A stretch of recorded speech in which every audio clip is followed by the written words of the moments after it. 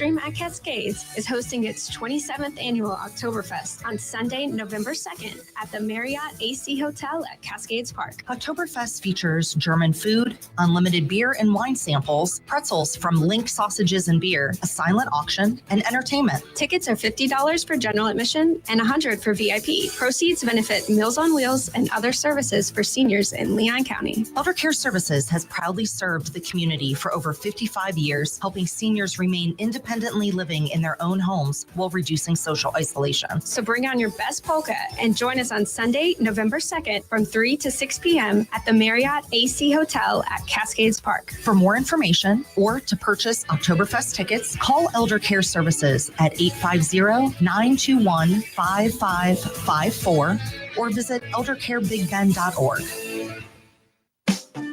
Very no school, he's keeping you comfortable. Very no school, you can put him to the test.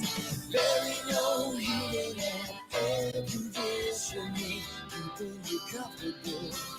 Is what Barry does best. No matter how busy life gets, your home is the place where your family and friends show you they care and celebrate with you. That's why the professionals at Barano Heating and Air Conditioning always make sure your home is comfortable. Just like those who matter to you most, Barano will always be there for you. This is Tyler from Barano Heating and Air. Now you can schedule an appointment, purchase or renew your service agreement, or pay your bill from your mobile device. Any day, anytime, anywhere. When you turn to the experts at Carrier and Barano Heating and Air, online at baranoac.com. Florida license number CAC 1816186. Very no heating and air conditioning.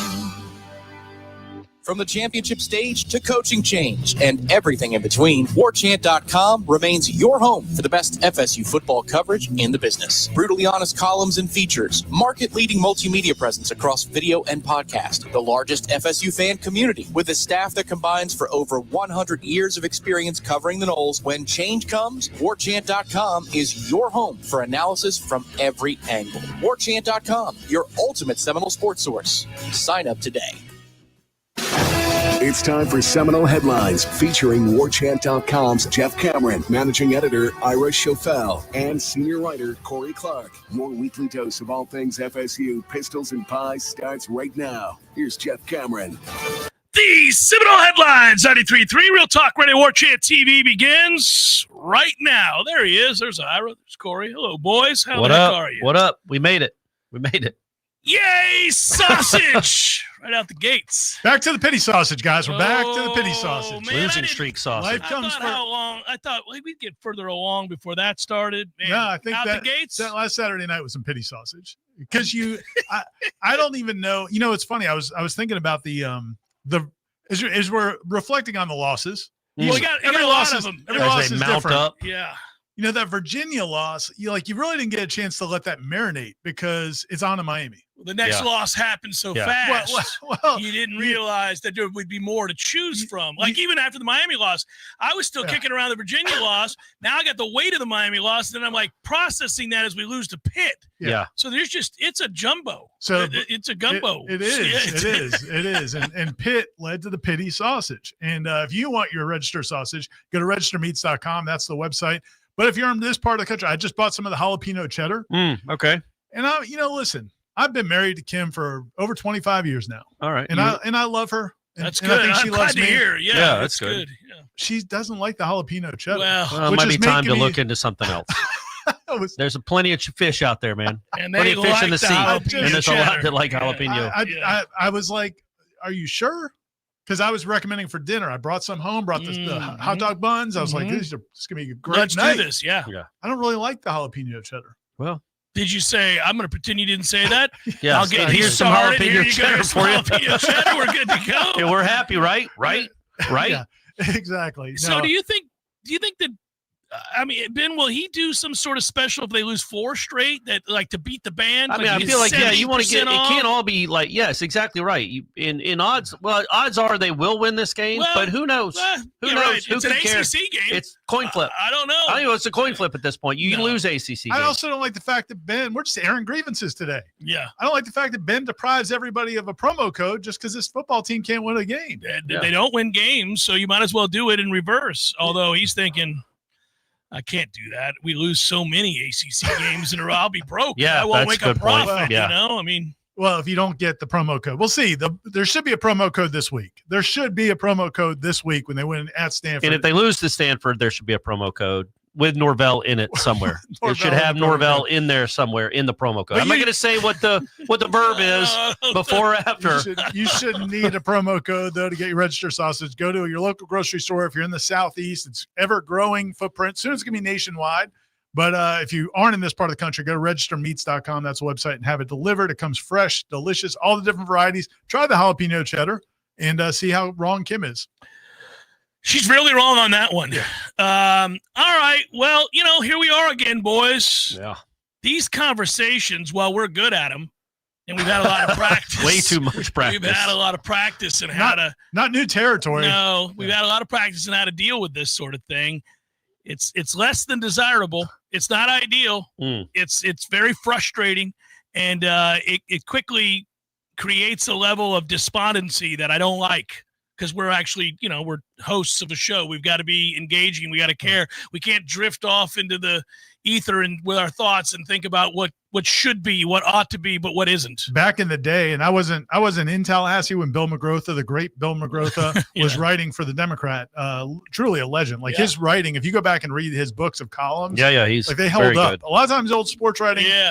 Even some of the stuff I wrote 5 years ago doesn't really hold up, but his stuff is really good. But there was a game, I don't know what game you might remember. There was a game where the team just did not show up, and his column was just blank. Like he said, I'm giving the same effort that the Florida State football team did. Well played. It was just a blank space of. I mean, some might call that a cop out and lazy. Hey, others would say he's got standards. Well, he's not lowering his standard for that point, nonsense. Good point. And so we can't do that. There's plenty of. I was thinking about that though, like. I feel like because we've gone directly to the big picture after that loss, Corey after the game wrote about the big picture. Yeah, and I've been talking about. You've been talking about. We've all been focused on the big picture. You were saying how these press conferences are kind of silly because all anybody cares about is the big picture. But there is a lot of interesting stuff going on with this team. I think that normally you would talk about, but because of the situation that led to this season, you don't have it. And somebody asked on Wake Up about this feels like a year one. Well, it can't feel like a year one because it's year 6. Yeah. But that's the problem with it feeling if like it was year one, there would be some well, interesting the point things with to it talk about. feeling like year one is it is a brand new staff with a bunch of new players. So it is year one for this staff, but Norvell doesn't get that benefit. It's his year 6. It's Gus's year 1. Gus has done a fine job in year 1. But that's considering where they were. But Gus and Tony really also the whole staff, like Tim Harris. I mean, like we're talking to him today, the receivers coach, and it's we're asking these. It's just been he's 6 games into his first career. It's tough for those guys. Yeah, and I'm not excusing it. They were get paid handsomely. They knew what they were getting into. But it's just that is a weird dynamic. Yeah, because you would want to know who behind Deuce is developing. Who do they have that they feel like they can trust? Who is – because I was worried about this. And you've got injuries to boot, but you're going to need somebody else. You're going to need somebody that you can really believe in and trust to run the right routes and be where they're supposed to be. Well, Corey tried to bring it up on the wrap. Mekhi Danzy. I mean, if this wasn't this situation, we'd all be going, man, this Mekhi Danzy's something else. Well, he's like Percy Harvin. He's unbelievable. You know what's weird about the Mekhi Danzy thing? And you're right. On the one hand, if you just look at it, empirically, you just say, okay, what would you make of this guy at this point in his career? You'd be like, well, golly, the potential is through the roof. It's amazing. On the other hand, every time they have to force feed the ball to Mekhi Danzy, I'm like, why are we in a position where that has to be this young man's responsibility already? Where are the other receivers that you have on this roster where you don't have to – because Mekhi still doesn't catch it well all the time, right? He's developing as a player. Yeah. It's going to take him time, but the wow factor is over the moon, right? You have all of that. But you don't have some other polished receiver who's able to do what they need them to do, just the basic plays. You don't have that. Well, they're all hurt. Well, they weren't all hurt prior to Saturday. No, I gotcha. I know, but what I was going to say about that though was that's why I asked Gus about him and Croma both, because the drive that we've all focused on coming out of halftime, you're up by 7 and you get nothing. You go 3 and out. Again, you've done it again. That drive is so different if Croma makes the right read on his run. Mm-hmm. Right? Yeah, it's a 2nd and 5. It's crazy that he had a good game. I thought he ran well. I thought except for that run. But that's what's interesting about it. And again, goes back to the same topic is here you've got Croma and Danzy who are both going to be incredible players, but they both have moments in that game where they look very much like a freshman. Yeah, and it's like, So that's a normal process. And Gus said, I asked him, I was like, when do you expect them to be not having to worry about the growing pains? He said, usually about halfway through a season. So that'll be interesting to see if this team gets it together, what those guys look like when you're not having the freshman moments anymore and you're just getting better. So, there's it's just a weird the dichotomy of having to say, wow, that's awesome. We've got us a good one for the future, followed by, why are we in a position to have to rely on true freshmen and redshirt freshmen because you haven't recruited worth a damn? And it's just a reminder that over and over again, we find ourselves in a situation where there's no depth, no quality depth, and that you have to start over and reload again at the end of the year. You're going to go buy 5 new offensive linemen. You're going to have to go, presumably, we'll see if they have to go get a quarterback. They got a lot of things they're going to have to do. But I think also the question on the other side of that is like, yeah, man, Danzy looks really like he's going to be extra special. Maybe the biggest upside of any receiver that I've covered here. We talked about that first touchdown catch where he's running he's running diagonally and then just darts back vertically to adjust to the ball. That's NFL type stuff. Yeah, that's he's going to be really, really good. It's exciting. But is he going to be here? Well, I got good news on that front. Oh, okay. Here you go, guys. Okay. I was hoping to be able to introduce something good news. Well, Danzy signs 3-year deal with the Knowles. In a sense. So here's what I found out. I did some searching because I was curious about this. Seriously, I was. Yeah. When Tom and I were talking on Monday after my diatribe to start the show, and we were talking about how much Mike makes everything so much more expensive. Right? Because he screws this up all the time. And so then now you have to overpay for the kids that are on your roster. You have to overpay for the kids that you want to bring in. If you're going to salvage anything of a class, you're going to get bent over by them because they're going to demand so much more money. And a lot of that is true, except for under the new rev share deal, the guys that already got their money and are getting a portion of that is protected. Like that is sort of a multi-year deal. Yeah. They're not all the same, but some of them are multi-year deals. Some of them are multi-year deals. So I'll give you an example like a Chroma. So you would be worried about Chroma, right? Because you'd say to yourself, well, Chroma's going to look around and say, this team's losing 5 and 6 games on the heels of losing 10. It's not any good. What am I going to do? They're replacing this entire offensive line. I want to leave. It's not that simple. Now, he can transfer. But what we're more worried about is this idea that, say, Texas Tech, who's got more money than they know what to do with, they are a power back away from being great. So they say, well, let's just take Chroma because Florida State's not going to be anything and he'll want to take our money. It's not that simple. They would have to then pay a buyout, all the buyout, which would then give you money to go and reinvest in a okay. So the rules are a little different than they were. So Norvell's playing chess is what it sounds like. He's ahead of the curve again. People could come get your players, but there is it's penal. They've got to pay the buyout. And you get your money restored. You're able to reinvest. So it's not money on top of money. And there is some and, that's what's confusing with some of the numbers that get thrown out there, because I know, for example, there's an offensive lineman that Florida State is involved with who, I was told, so-and-so is offering him $800,000, but that's not $800,000 for 1 year. It's maybe a multi-year deal. Right. So then you got to decide. Some negotiations sometimes can be, well, we'll give you $400 for 1 year. And then you want all your money up front? You're betting on yourself and, and that kind of thing, because you may be able to, so there's a lot of variables there, but yeah, I don't think, Tom talked about it yesterday, just on your guys' show, that that's part of the calculation is trying to retain your talent and who you lose and all that. But I just don't think in this era, because it is so fluid, I don't think any of that's a big factor. I mean, I think I just want to watch Danzy for 2 more years. Legitimately, I want to see what that looks like. He is. I was thinking, because Rashad Green was awesome as a freshman. Kenny Shaw was very good as a freshman. Rashad was so fluid. There were a lot of guys that were even Florida State. We've lamented the lack of great receivers the last several years, but they've had some great freshman receivers. Since I've been covering them, I don't remember a freshman where you think, oh my, this upside could be unbelievable. Yeah, he's like a faster Jerry Rice. I mean, he's quit laughing. He's phenomenal. He's great. He's the skill set is incredible. Yeah, he's not a faster Jerry. He is. He's definitely faster. He's definitely faster. Most of the league was.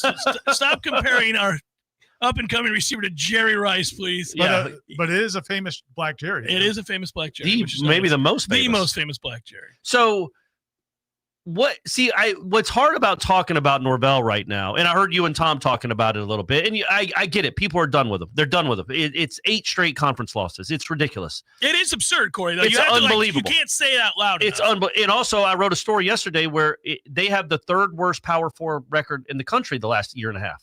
It's only Purdue and Oklahoma State are the only teams that have less FBS wins than Florida State. And one of those FBS wins is effing Kent State, who's an NAIA school. And who just moved up. And what are those 2 schools have and in common? both those schools fired their coach in the midst of this. Florida State still has theirs.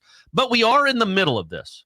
We're not at the end of this season. Yeah, you're going to do the pragmatic approach. Well, I'm just saying, like, what happens if they do go 4-2 over the next 6 or 5-1, heaven forbid? Then is it a conversation still? Oh, for sure. I mean, you think so? No, are you saying this conversation that is it a conversation that he still needs to go? No, I think if you're, it depends on how it looks. Obviously, if you go 7-5, but you are not competitive against Florida or Clemson, you got to go. If you're not competitive against Florida, get on out. Yeah. Come on, man. I don't think they will be. I think Florida will bottle this offense up. I think the personnel matchup is a bad one for Florida State. Anyhow, go ahead. But if you win one of those games.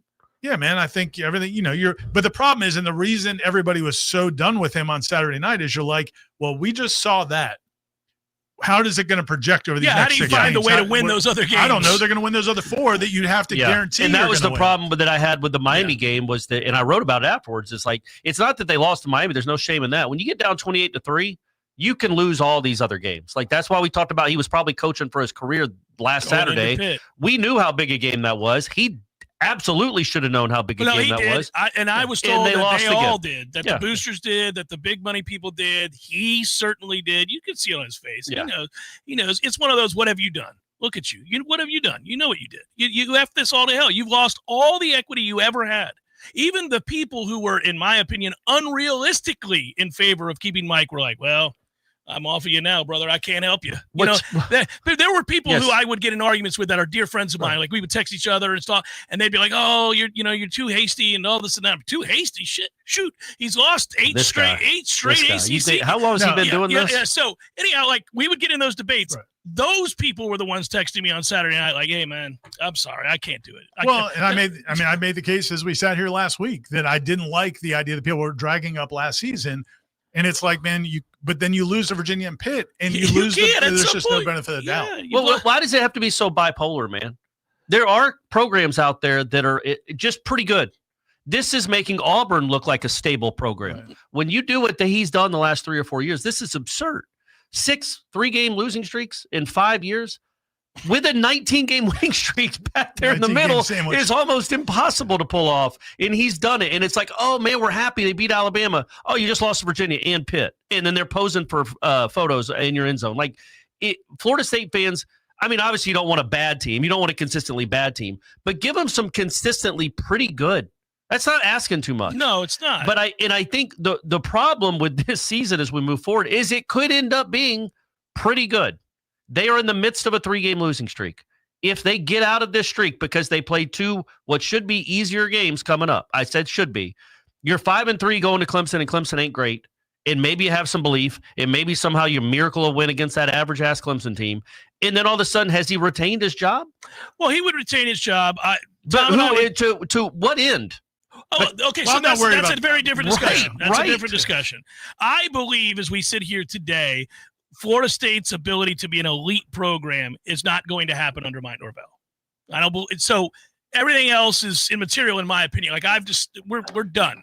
Now, he can keep his job. I was going to say, but then you get back to the same conversation we were having before the season. It's like, okay, well, is it worth $50-60 million to fire a guy to take another chance on somebody else? Yeah, that you think could be good. He may not be elite, but he could be good. Yeah, I think with Florida State, they're in a tough position.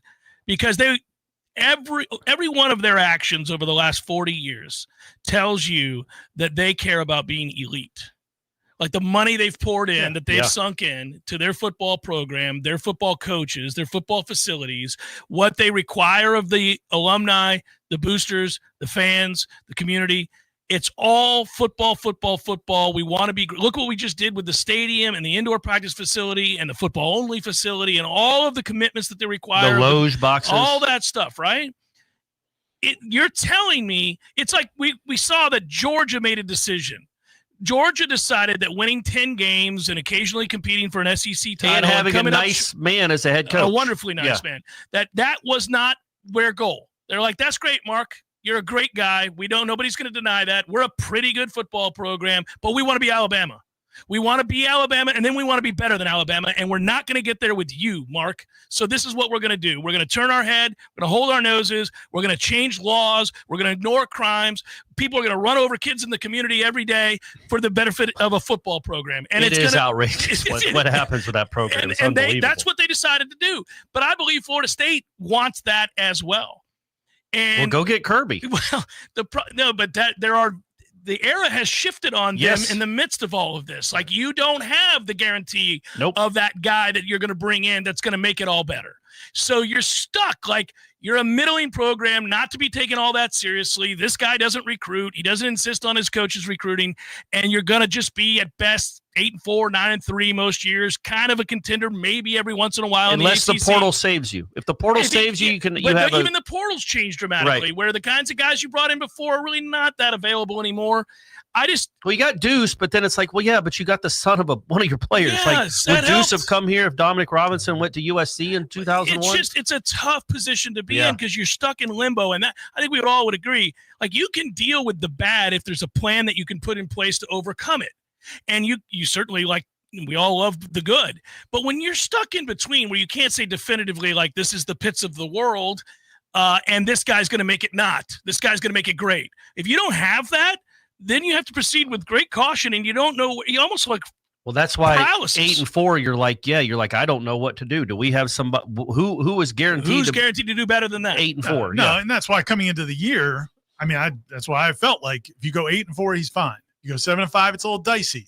It's going to depend on how it looks. Well, that's where we are right now. The losing streaks, though, is what kills me. It's just the spiraling. It's just the spiraling his teams always do. Yeah, no, I got you. But I am saying though that if you finished 8-4, I think you're fine. If you finish at 7-5, because is it what you want it to be? No. But is it worth spending $50-something million when you don't know what the next answer is and whether or not it's going to be right? So from that standpoint, I mean, I think you can.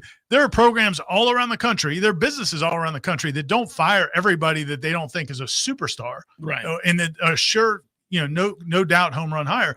And so people in the media and people sitting at home can say, well, if you don't believe he can win you a national title, then you need to make the change. Well, man, there's a little bit more to it. There's a lot more to it.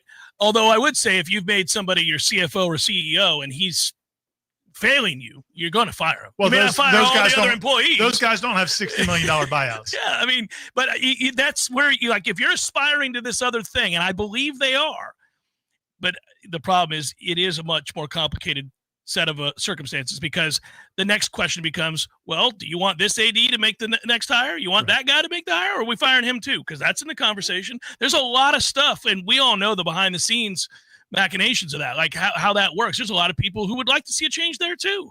Would you make that change before you make the next change? Because you're not going to fire the coach and then bring in a new AD. You'd bring in a new AD and then let him fire the coach and bring in who he wants. Now that's just one topic. And not everybody feels that way. Right. And that's the problem they've had at Gainesville, is that there was a feeling that the AD that hired Napier should not be the next. He got lucky. Basketball won the national title. And he just got an extension. And Napier, it looked like, was turning things around. But he's the guy that hired Napier, and he also, I think he might have hired the guy before him. But anyway, there's been a lot of problems in that athletics department.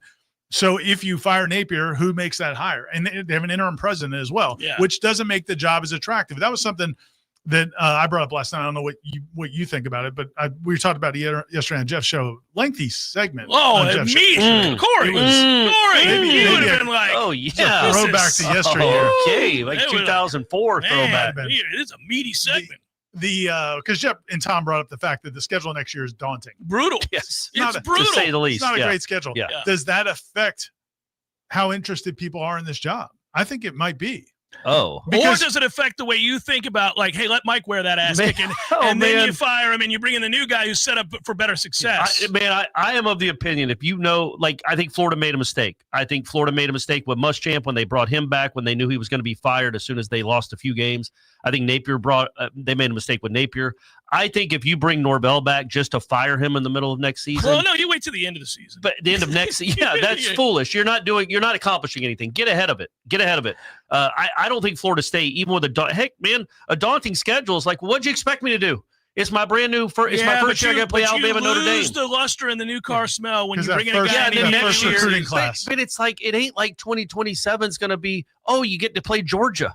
Like, it's not like that's going to be easy either. I know. So let's hope. But also, like, Florida State, you can't assume that you can have – is there such thing as an easy schedule for this program right now? Right. You might as well jump on it now if you get a chance, and wear a couple losses next year. At least you have a built-in excuse because it's year one, and your predecessor left you what he left you.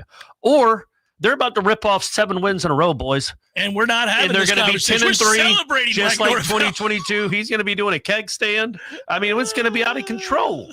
I will say real quick, I know you're going to go to break, but I will say that I do feel like the guys on this team, the players they have more leaders on this team. I think there's more of a chance that these guys do figure something out than just go in the complete tank the way it did last year. So I think that's true. I think it's whether they're good less enough, of a toxic situation. Right. Whether or not they're good enough to win 4 or 5 of these last games, we'll see. But I don't expect it to completely devolve the way it did last year. We'll see. I think that's true. I just don't know if they're good enough to do what they have to do. Seminole Headlines, 93.3 Real Talk Radio and Warchant TV continues in just a moment. Picture this. It's midnight and you're lying in bed, scrolling through this new website you found, hitting the add to cart button on that item you've been looking for. After 15 minutes, you decide you've done enough damage to your wallet and decide to check out. But you remember that your wallet or credit card is in the living room and you don't want to get out of bed to go get it. Just as you're getting ready to abandon your cart, that's when you see it. That purple shop button. That shop button that has all of your payment and shipping information saved, saving you time while you stay warm in your bed. That's Shopify. And there's a reason so many businesses sell with it, because Shopify makes everything easier, from checkout to creating your own storefront.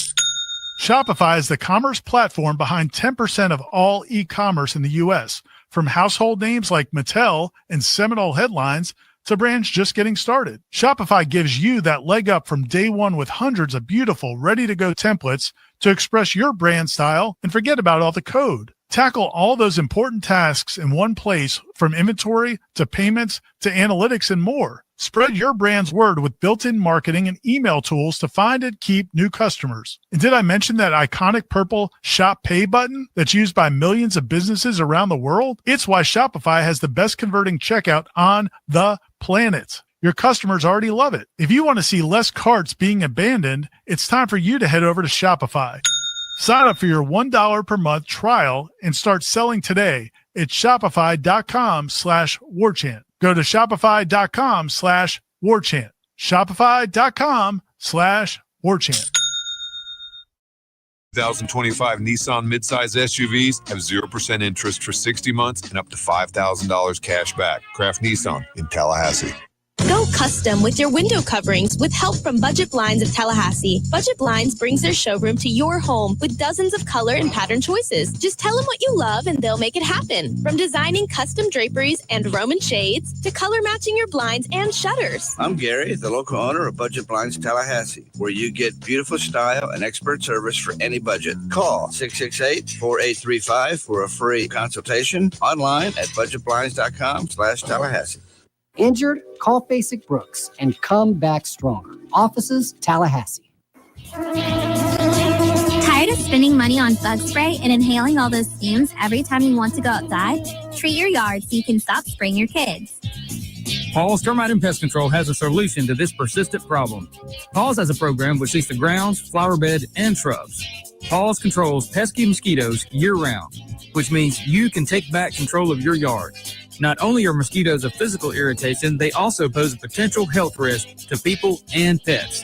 With Paul's targeted techniques, you can rest assured that your yard will be protected and your afternoons will stay fun. Take back your yard. Don't let mosquitoes interrupt the fun. For more information, go to callpauls.com. For the elimination of termites or any other pests. And a greener lawn, too. Call Pauls. We'll get them all. Pauls can help eliminate fire ants from your lawn, too. We'll help you take your yard back. Life is stressful. Dinner shouldn't be. That motto is why Register Sausage has been doing business in the Florida Panhandle and Lower Alabama for over 75 years. A proud sponsor of Seminole Headlines, Register Sausage always provides the best Southern smoked sausage to over 140 grocery stores and restaurants throughout the Southeast. Headliners have discovered the Register's difference. You can too. To find a store that carries Registers near you or to buy directly, head to registermeats.com. That's registermeats.com. Register Sausage. Yay, sausage! Seminole Headlines returns now. Head to YouTube and search for Warchant TV today to catch the show live or on demand. Now, here's Jeff Cameron, Ira Schofel, and Corey Clark. You do wonder, by the way, given that Mike has to know the temperature, Corey, you asked the question in the press conference, the difference between internal pressure and external pressure. Did you buy it, what he said, his answer? Well, yeah, I do. I heard you and Tom talk about this yesterday. It's like I do wish he'd stop saying nobody cares more than I do. Yeah, stop doing that. There's a lot of people that care more. But also, none of us get $50 million to not coach the football team like he might. And I know he cares a great deal. I know he's really frustrated by it. Maybe he should say nobody's more frustrated by it. But to say nobody cares more, man, there's the people that pay for those loge boxes care quite a bit. I was just around them on Saturday. The people that paid for Tommy Castellanos care quite a bit. How about the people who pay season tickets like my dad, who aren't in a loge box, who had to elevate their status just to be able to keep their seats? And it's not about money. I ran into a guy this morning, and I was coming out of pickleball. He was going to the weight room. We just started talking.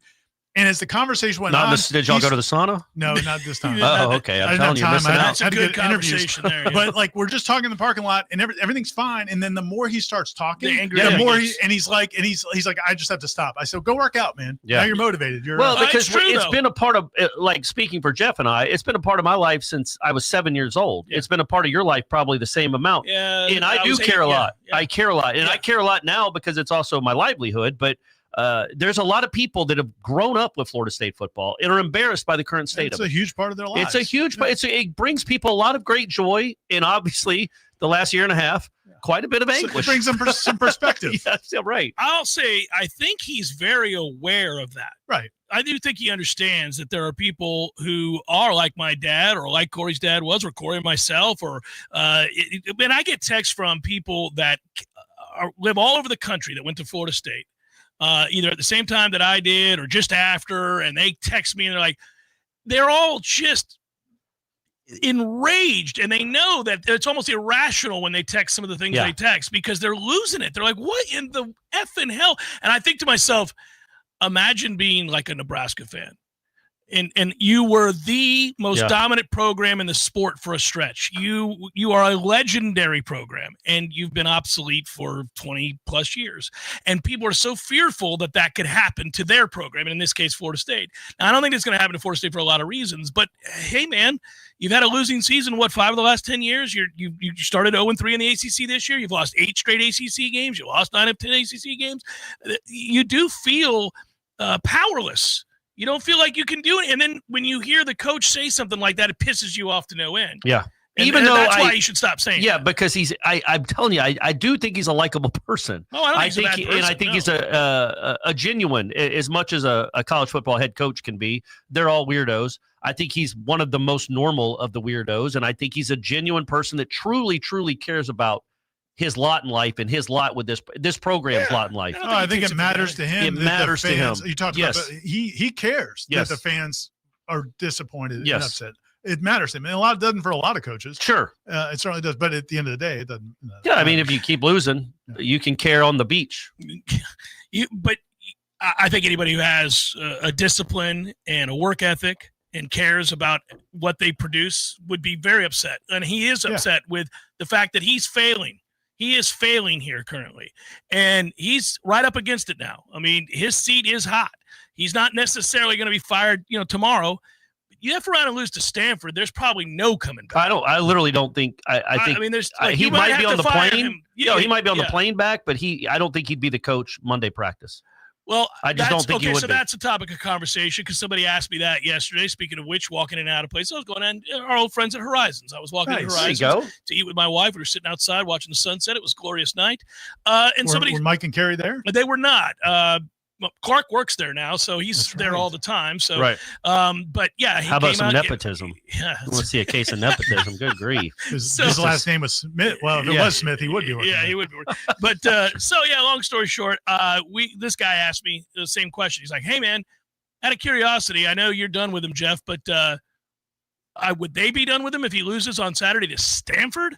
And I thought, you kind of have to fire him that Sunday, don't you? Well, that would be like the Notre Dame game last year, where you have to show your fan base that you care. And this is unacceptable in every way, shape, or form. Because if you lose to Stanford, you are losing 3 more times, and the season is completely, officially off the rails. There's no coming back from a loss to Stanford. None. I mean, you'd be losing to a team that not only is Fired not their coach good, already. not only not good, but yeah, Frank Reich, their interim head coach, not only is he the interim head coach, but he has repeatedly said back to ACC kickoff and since, I don't want this job.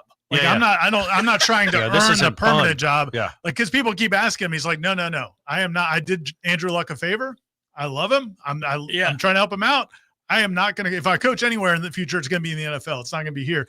And if you lose to that team, it's like, man, what are we doing? But I think it's going to be a challenge. You're going across the country. You wrote that. So why do you think it's going to be a challenge for people who didn't read it? They should go to warchant.com and do so. And but if not. Well, that was my whole point about that game, and why my stance completely changed is because at the end of the day, if you can't play defense a lick, and that's basically now what we've seen when they didn't play defense against Virginia, you're like, okay, well, you went on the road, you've been mobile quarterback. You got fat on these chumps you've been beating the last couple of weeks. Yeah. You didn't have the edge. You went in there overconfident probably, and they got you. It's their home game. It's just everything went wrong early. Yeah. Then you come back 1 week later against Miami, and you have guys that look like they can't match up with Miami at all. Like some of the guys in the secondary, you're just getting run by. Oh yeah, that's not good. And then you come back a week later, and you look like you didn't know Desmond Reed was on their team. So that was was amazing. It was preparation and execution. And it's like, and then how many weeks in a row are you going to ask these linebackers to cover dudes in space that they can't cover in space? And then on top of that, now I'm like the guy at the parking lot this morning. And on top of that, another thing. The thing that killed me about the defense in that game is you're going to play that deep shell and like just sit back, but then not trigger. It's like, what do you do? What's the point there? They were frozen.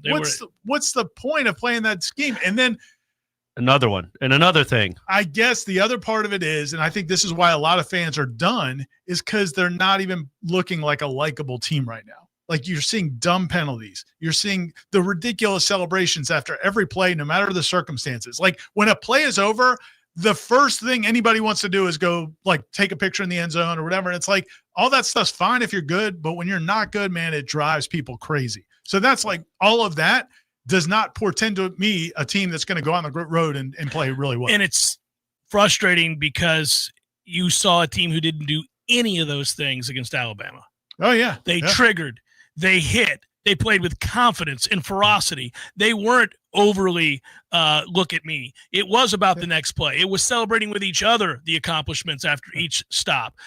They were buttoned up and prepared in a way that Alabama wasn't. They were the more prepared team. You outcoached Alabama. You outplayed Alabama. You did all those things. And ever since then, Alabama's been worlds better than you have gotten better from that loss. They got a kid now who's in the Heisman conversation, and you have slowly just gone back and reverted to the same sorry-ass form from a year ago in which all of the things that pissed this fan base off are rearing its ugly head. You're losing in the ACC again and again and again. 2 of them are at home, and you just sense that it's about to go off the tracks. It's tough when you have a program that doesn't handle expectations well, because as soon as they beat Alabama, how are you gonna say that? As soon as they beat Alabama, right? But this is the point. As soon as they beat Alabama, the expectations went through the roof. Yeah. So they don't handle expectations well. They also don't handle failure well. Well, then what do you handle well? The wheel route, Corey. They are all over that wheel route, baby. They don't handle when they're good, and they can't handle when they're good because then they think they're too good. They thought they were too good going into that Georgia Tech game last year when they had accomplished nothing. They beat Alabama. They think they're the best team in the country when they've beaten one team. So they can't handle when they're too good, and when they show any weakness or vulnerability, they can't handle that either. Well, and that's where honestly, they could when they had Jordan Travis and Jared Burse, and that's about a wrap on the times they could handle expectations. And we haven't had this conversation, and this was not necessarily my viewpoint, but as you're saying that, I'm sitting there going, well, that's all on the head coach. I know. That's all on the head coach. But, and that was the thing, like talking about the that defense. Wasn't a shot at Earl Little. That was a shot at the head coach. Well, I was just thinking because we were talking about the defense, and I was like, going back to what we said in the first segment is if this was a normal situation, you have a first-year defensive coordinator, and Mike Norvell's not running the defense. So you would say, hey, man, that's not all on the head coach. He hired this defense coordinator that everybody was excited about, had a good resume, has done good things, and it's not working through 6 games. But that's not necessarily a reason you fire the head coach, except for last season. Like that's the problem. Is there's no grace because of last season. Well, and it's frustrating too because there are other aspects that are less than flattering for the head coach. I go back to this a lot, and I hate it because I'm beating a dead horse. That dude's opening press conference, he talked about the importance of special teams. He talked about how it would be a reflection of what the team is because he believed that that's where you see the mental toughness and the makeup of what a squad is, how they play on special teams. Yeah. How much you care about that is going to show. How you do anything is how you do everything, all that stuff, right? Hey, man, the special teams, if they didn't have a guy with a great leg year in and year out, there would be no aspects of special teams that you can hang your hat on. I would love and coaches don't get credit for a guy who's just got a booming leg. Like, get the hell out of here. They lead the nation in kickoff coverage, kickoff return yards allowed. They've allowed zero all season. Just kick it out of the zero returns. Which I was telling Ira is like, if you really believe in what you're doing as a special teams coach, and you would never do that. You would try to pin them at the 4 and see them try to return it. Correct. And then you tackle them at like 18. Jimbo used to do. They all get a the block time. in the back, and they get the ball at the 9. You just say start the ball at the 25. It's a great weapon to have that you have a kid that can kick, but they all do now. When you have this defense, though, Corey. You don't want to back them up. It doesn't matter. They could be at the 25, the 50. You're getting the ball back. My point is, though, is that, okay, so the coach said that. So this is a terrible reflection on him. But the guy, and I understand he's now, linebackers? Why is Papucha still here? I mean, I love him. He's a nice guy. What the hell? What does it say you do here, man? Special teams, ends, linebackers, anything you've been responsible for sucks. 2 All-American kickers last year, buddy. Yep. And he had he made them. He was Jermaine. He was Johnson and Jermaine Johnson and Jared Burse's coach. How dare you? He's the only one that's produced any NFL talent around here. But Shut up. Pump block to me. The pump block to me, and we don't have the stopwatch to know how quickly Chimento's getting it off. Maybe he's taking too long. But they've got 4 guys. They motioned a 4th guy over there. They have 4 guys. You only have 3 to block, and you take the outside guy and leave a guy to go right down the middle. And you could say, okay, well, that's on the players, I guess. Maybe they've got to decide that. But you also can get the numbers right for a team that spends as much time on special teams as they do. Well, I was going to say we don't know that they spend any time on it anymore. Given the way that they used to, I wandered Hauser when we were out of practice. I'm saying Malzahn might have come in and said, "What is this practice schedule? We're not doing this. We got a kid that can kick it out of the end zone every time. We're not going to practice kickoff coverage once this entire season." What's the point of it? Literally, what is the point of it? It's a waste of practice because they have not had one returned against them But you do have all to year. practice punting, Corey. You do, and catching them. And catching them, too. You can practice that as well. Which is hit or miss. Damn it, man. That's a lot of things. There are a lot of things, guys. I still like Mekhi Dancy a lot. I do, man. He's fun to watch. He's a good one. Cromaw's fun to watch, too. Yeah. He's fun. Seminole Headlines, 93.3 Real Talk Radio, Warchant TV continues in a moment. Your local news now. Changes could be coming to that Florida State and Tallahassee Memorial Healthcare Memorandum of Understanding. FAMU's Board of Trustees are pushing for Rattler representation in that agreement. During a special board meeting Friday, President Marva Johnson indicated discussions are underway to include FAMU as a partner. FAMU said the proposal puts representation and inclusion at the center as well as a workforce pipeline. The proposal also calls for guaranteed clinical placements for FAMU students. Ethan Pritchard's family says they are overjoyed about the next step in his recovery. The FSU football player was shot in the head while giving his aunt a ride home in Havana on August 31st. And after a long and challenging recovery, he's now headed to rehab in Jacksonville to continue healing. The legal process against the 4 suspects accused in his shooting continues to unfold in Gadsden County. This is Rachel Linnea with your Real Talk 93.3 Local News Update. Brought to you by Macklemore Systems, Tallahassee's go-to Mac store. Check them out online at MacklemoreSystems.com. This is meteorologist Paul Trombley with your Real Talk 93.3 weather update.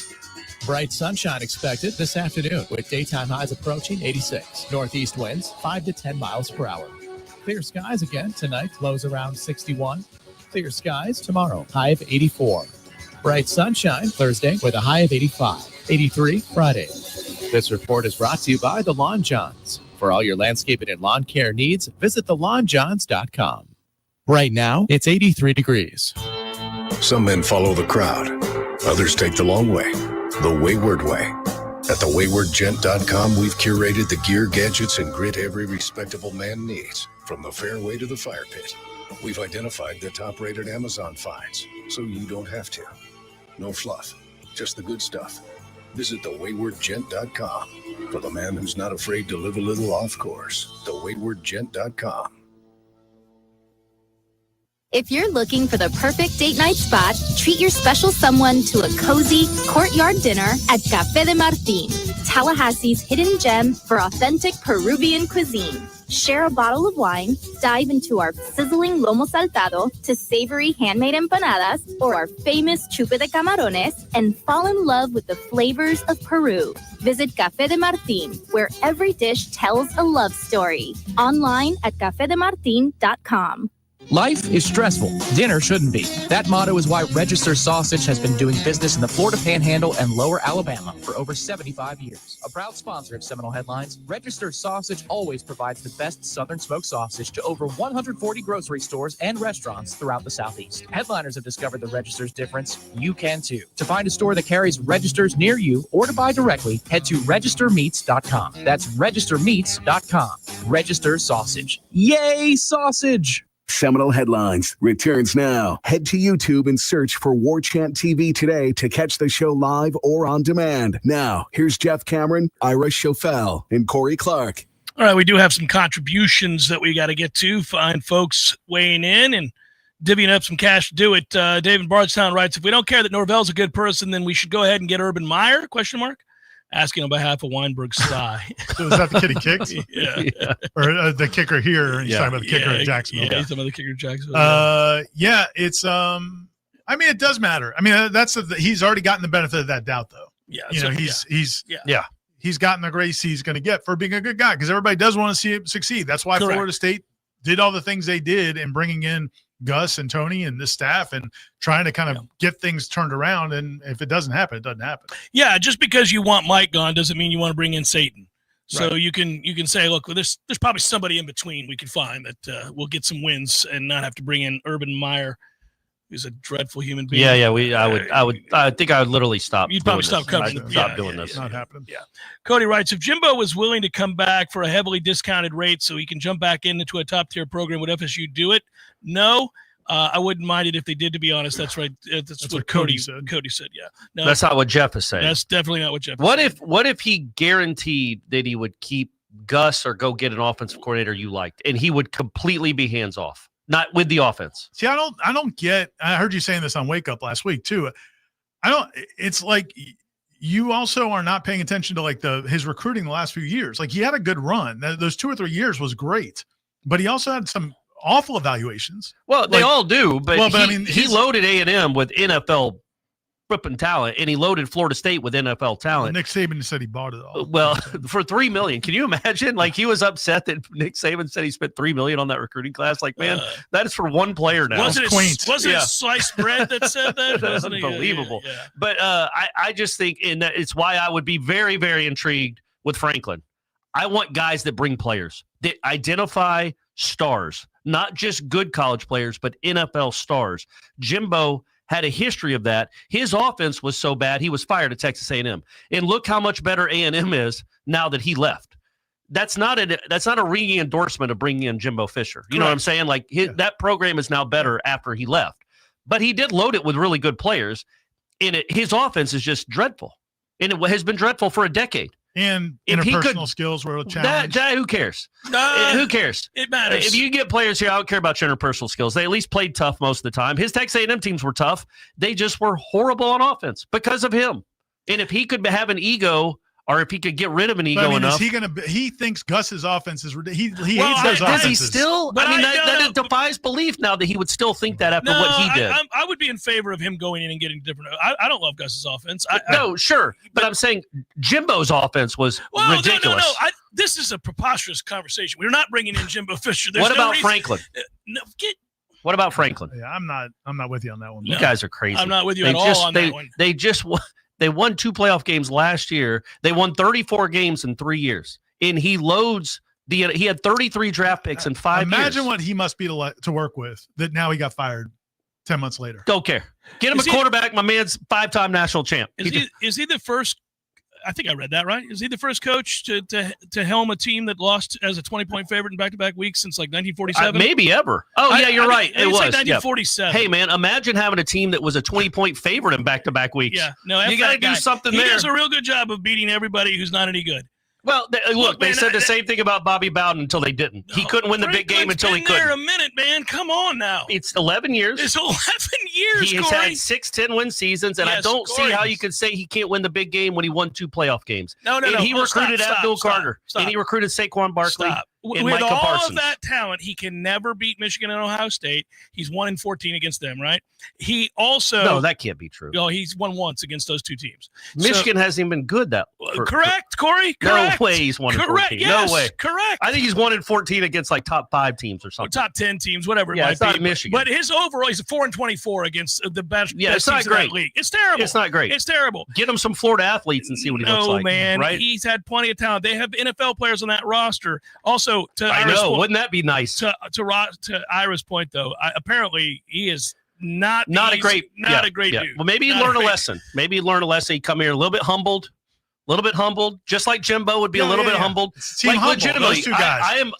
After watching this for the last 6 years, I want somebody that will bring great players into this program. Sure. Those 2 guys would do that. Now, there's a lot of stuff, a lot of awful baggage that goes with both of them probably. But I don't want to go get a guy from the MAC or a South Florida guy that you have no idea can bring in real talent.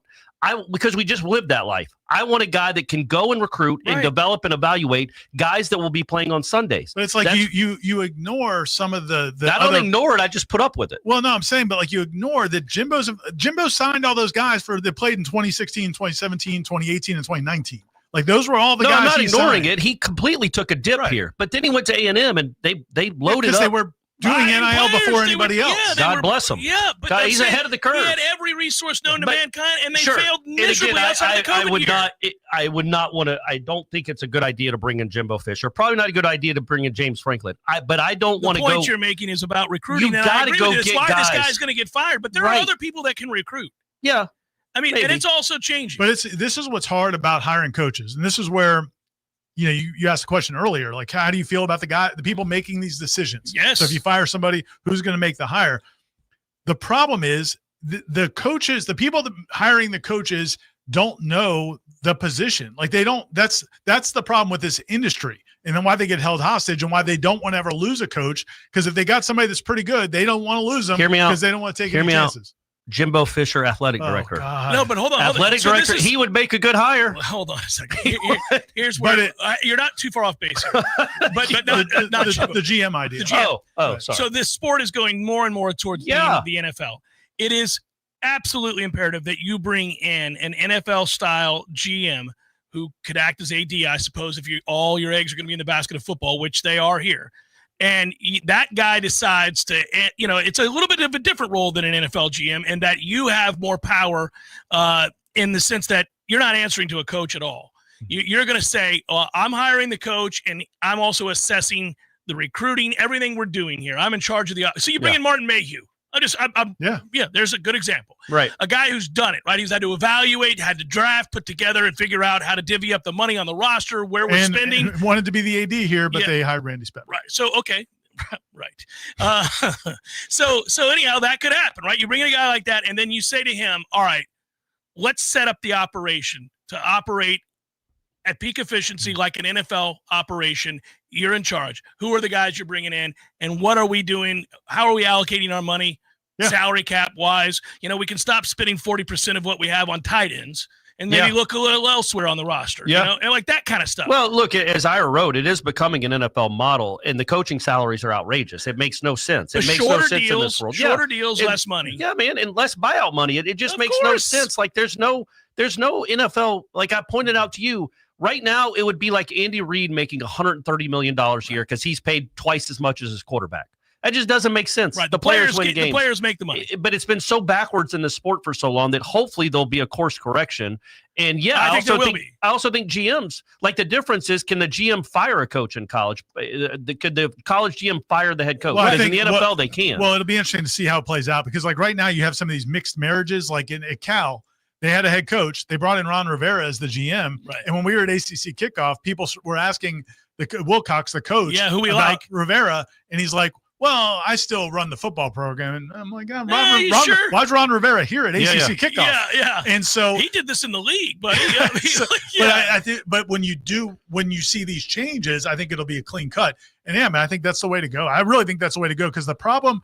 But who do you get? There's nobody that's done this yet. He's a great option, but he doesn't know the college game. Like I don't know. To me, it's about running an organization and hiring the right coaches. I think it's about identifying talent and guys that can play. But you know what I don't mean? you think that Mayhew would be good at both? Probably. I'm just saying he's never done it. He's never had to go look at a 17-year-old. We got another hour to go on the show. We'll get to questions. We'll continue lots of questions, by the way. I don't know if we got a Facebook prompt. There's always a Facebook prompt. Seminole headliner questions coming up. Stay with. Can we talk about the most important things in your life, your family, your friends, your home, and enjoying the time you spend together? You sure don't want to have to think about whether everybody's going to be comfortable. You want Tony Kelly to make sure everybody's comfortable. That's what Tony Kelly does, and that's what's most important for the entire Tony Kelly team. Their prompt, professional service, and attention to detail, they're famous for it. Focus on what's most important to you and let Tony Kelly Heating and Air keep everybody comfortable. Stay comfortable and stay focused on the most important things with Tony Kelly Heating and Air, committed to serving you and your family with exceptional service, skilled technicians, and reliable high-quality work. Go to TonyKellyInc.com to find their full range of HVAC services, including repairs, installations, inspections, and maintenance. TonyKellyInc.com or call 850-385-3774. It's where you raise your kids, where friends become family, where every corner has a story worth telling. It's your neighborhood. At ABC 27, we share those stories, bringing you news that connects communities, builds pride, and reminds us we're part of something bigger. We are ABC 27, in your neighborhood.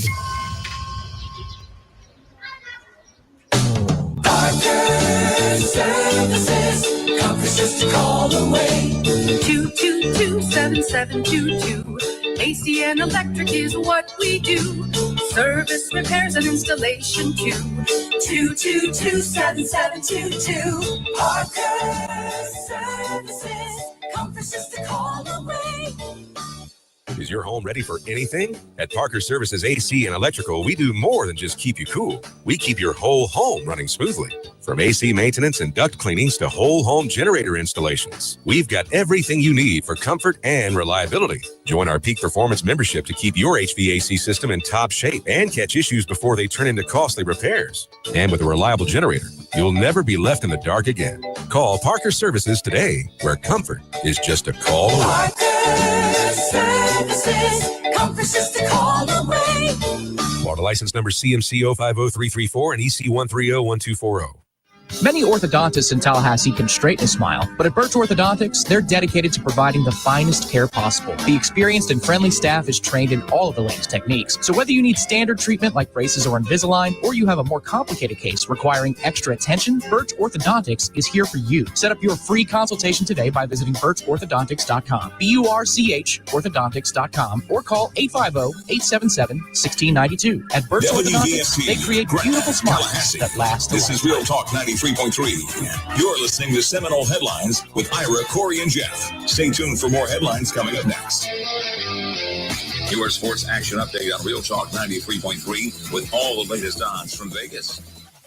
Jaguars look to shake off that 20-12 loss to Seattle on Sunday. They are 3-point underdogs against The Los Angeles Rams at Wembley Stadium in London on Sunday morning. Puka Nacua sprained ankle for the Rams, 54 catches, 616 yards, and 2 touchdowns this season. He leads the NFL in receptions and in first downs with 33. The Tampa Bay Buccaneers on Monday night, 4.5-point underdogs at the Detroit Lions. Florida Gators, 8.5-point home favorites at Mississippi State on Saturday. Florida State, 17.5-point favorites at Stanford. Score $500 in rewards at the GBank First Bet VSiN Trifecta. Details at vsin.com/GBank. For more sports betting news and information, go to vsin.com. Mike Sennett, Real Talk 93.3. When it's time to honor a life well lived, trust Cornerstone Memorials. Experts in creating meaningful memorials with generations of care and craftsmanship. We help you create a lasting tribute to your loved ones. Cornerstone Memorials creates custom designed headstones, mausoleums, detailed stone engraving, and more. Visit cornerstonememorials.org or call today to speak with a compassionate expert. Cornerstone Memorials, honoring life and preserving legacy. Still waiting on that load of laundry to finish? If your dryer is taking forever to dry your clothes, the problem might not be your machine. It could be a clogged dryer vent. J. Walker Enterprises specializes in professional dryer exhaust cleaning, improving dryer efficiency and helping protect your home from a potential fire hazard. Don't risk it. Contact J. Walker Enterprises today and breathe easier knowing your home is safer and your clothes will finally dry on time. Visit jwalkerenterprises.com, the company locals trust. Pay-per-view fights can ring up big bills, especially since in the Octagon, there is one every few weeks. That's why the 7th Hill Tap Room right downstairs from Corner Pocket Bar and Grill carries every single fight. Plus, unlike most pay-per-view bars, there's no cover charge. And drink specials, too, like $3 select domestic beers and more. And if you enjoy international soccer, 7th Hill opens early. $2 mimosas on Sundays, anyone? The 7th Hill Tap Room, 2475 Appalachia Parkway, just downstairs from Corner Pocket Bar and Grill. From the championship stage to coaching change and everything in between, Warchant.com remains your home for the best FSU football coverage in the business. Brutally honest columns and features, market-leading multimedia presence across video and podcast, the largest FSU fan community with a staff that combines for over 100 years of experience covering the Noles. When change comes, Warchant.com is your home for analysis from every angle. Warchant.com, your ultimate Seminole sports source. Sign up today. It's time for Seminole Headlines featuring Warchant.com's Jeff Cameron, managing editor Ira Schofel, and senior writer Corey Clark. Your weekly dose of all things FSU, pistols, and pies starts right now. Here's Jeff Cameron. Hour number 2, Seminole Headlines, headliner questions coming your way. But first, we say thanks to Dr. Birch and Birch Orthodontics, who have been ride or die even through thick and thin. Thick and thin up indeed. and down, Yeah. wins and losses. Man. Crooked teeth, straight teeth. Doesn't matter. She's there. They're there. That office is there for you. Cold water, television. The water, that's it. Very That's comfortable. the big selling point. Lobby. That's where she got me, Corey. The cold First water, time we yeah. walked in there, Yeah. we sat down, had the consultation, which you can have a free consultation. While you drink that cold ass you water. go in There and you go. that's not even why you went in. But all of a sudden, you get a cold bottle of water in the fridge. Delicious. And you start talking about Florida State football. But they do tremendous And that's work. like a slap in the face. That's cold water on your face. A splash. How'd that feel? Yeah, get you some of that. But Dr. Birch is awesome. All of our kids and stepkids and friends' kids have all gone there to get their orthodontic work and braces and Most of the Invisalign. strangers that we don't know. A lot have of also strangers been there. too. A lot yeah. of strangers. and a have lot been of superstars, Yeah. celebrities, Yeah. famous people. Forget People about it. you know, household names. Yeah. Their kids, their famous kids are going there as well. That's correct. But no, Dr. Birch does a tremendous job, and it is they've got all the different new technologies. Dr. Birch has also been in this community for over 20 years, so you're getting somebody who pours back into the community.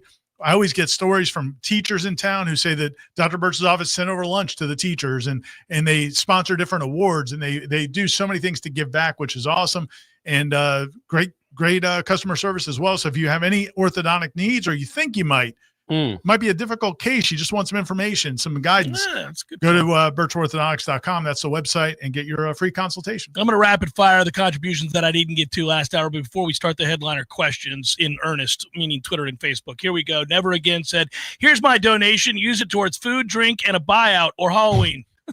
Halloween, nice. Thank you. Thank you. Thank you. Use it to buy candy or buy out the football Yeah, coach. there you go. I don't care if he finishes. Jeffrey Hill writes 8-4 because I'm tired of finishing and recruiting outside the top 10. You're not going to build a national title contender that way. Yep. 954 Legend writes, trying to put my 2-month-old to sleep while listening to you guys and Corey with the, well, go get Kirby. Almost ruined my efforts. Love you guys. Yeah. And Roof One Restoration writes, did anybody listen to Brian McFadden's rant on CBS post-pit game? If not, do yourself a favor, go listen to it. I did. I heard it. Yeah. He's a little hot. He's a little pissed off, man. And a lot of when we were former players are with good reason. That's what I was going to say when we were doing the little, just all the different constituents who have right and reason to be upset. Skin in the game.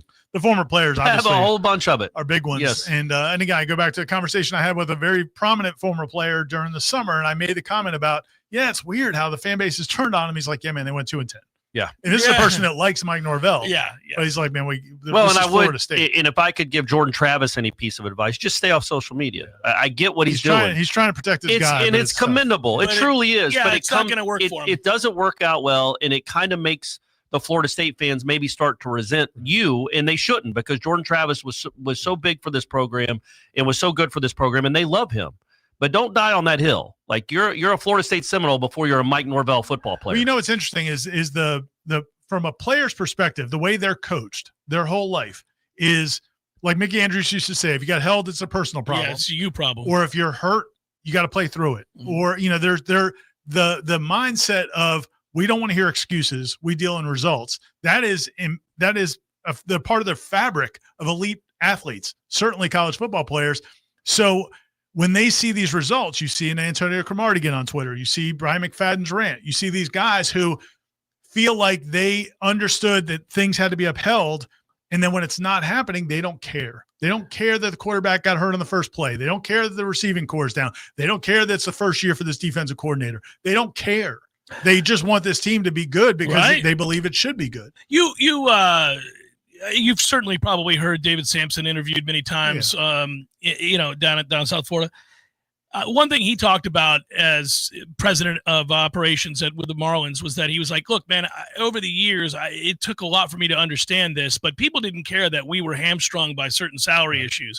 And when we had guys get hurt, we're not the Yankees. We can't just go fill that spot with another guy for $50 million that's going to give us the production of the player that just got hurt.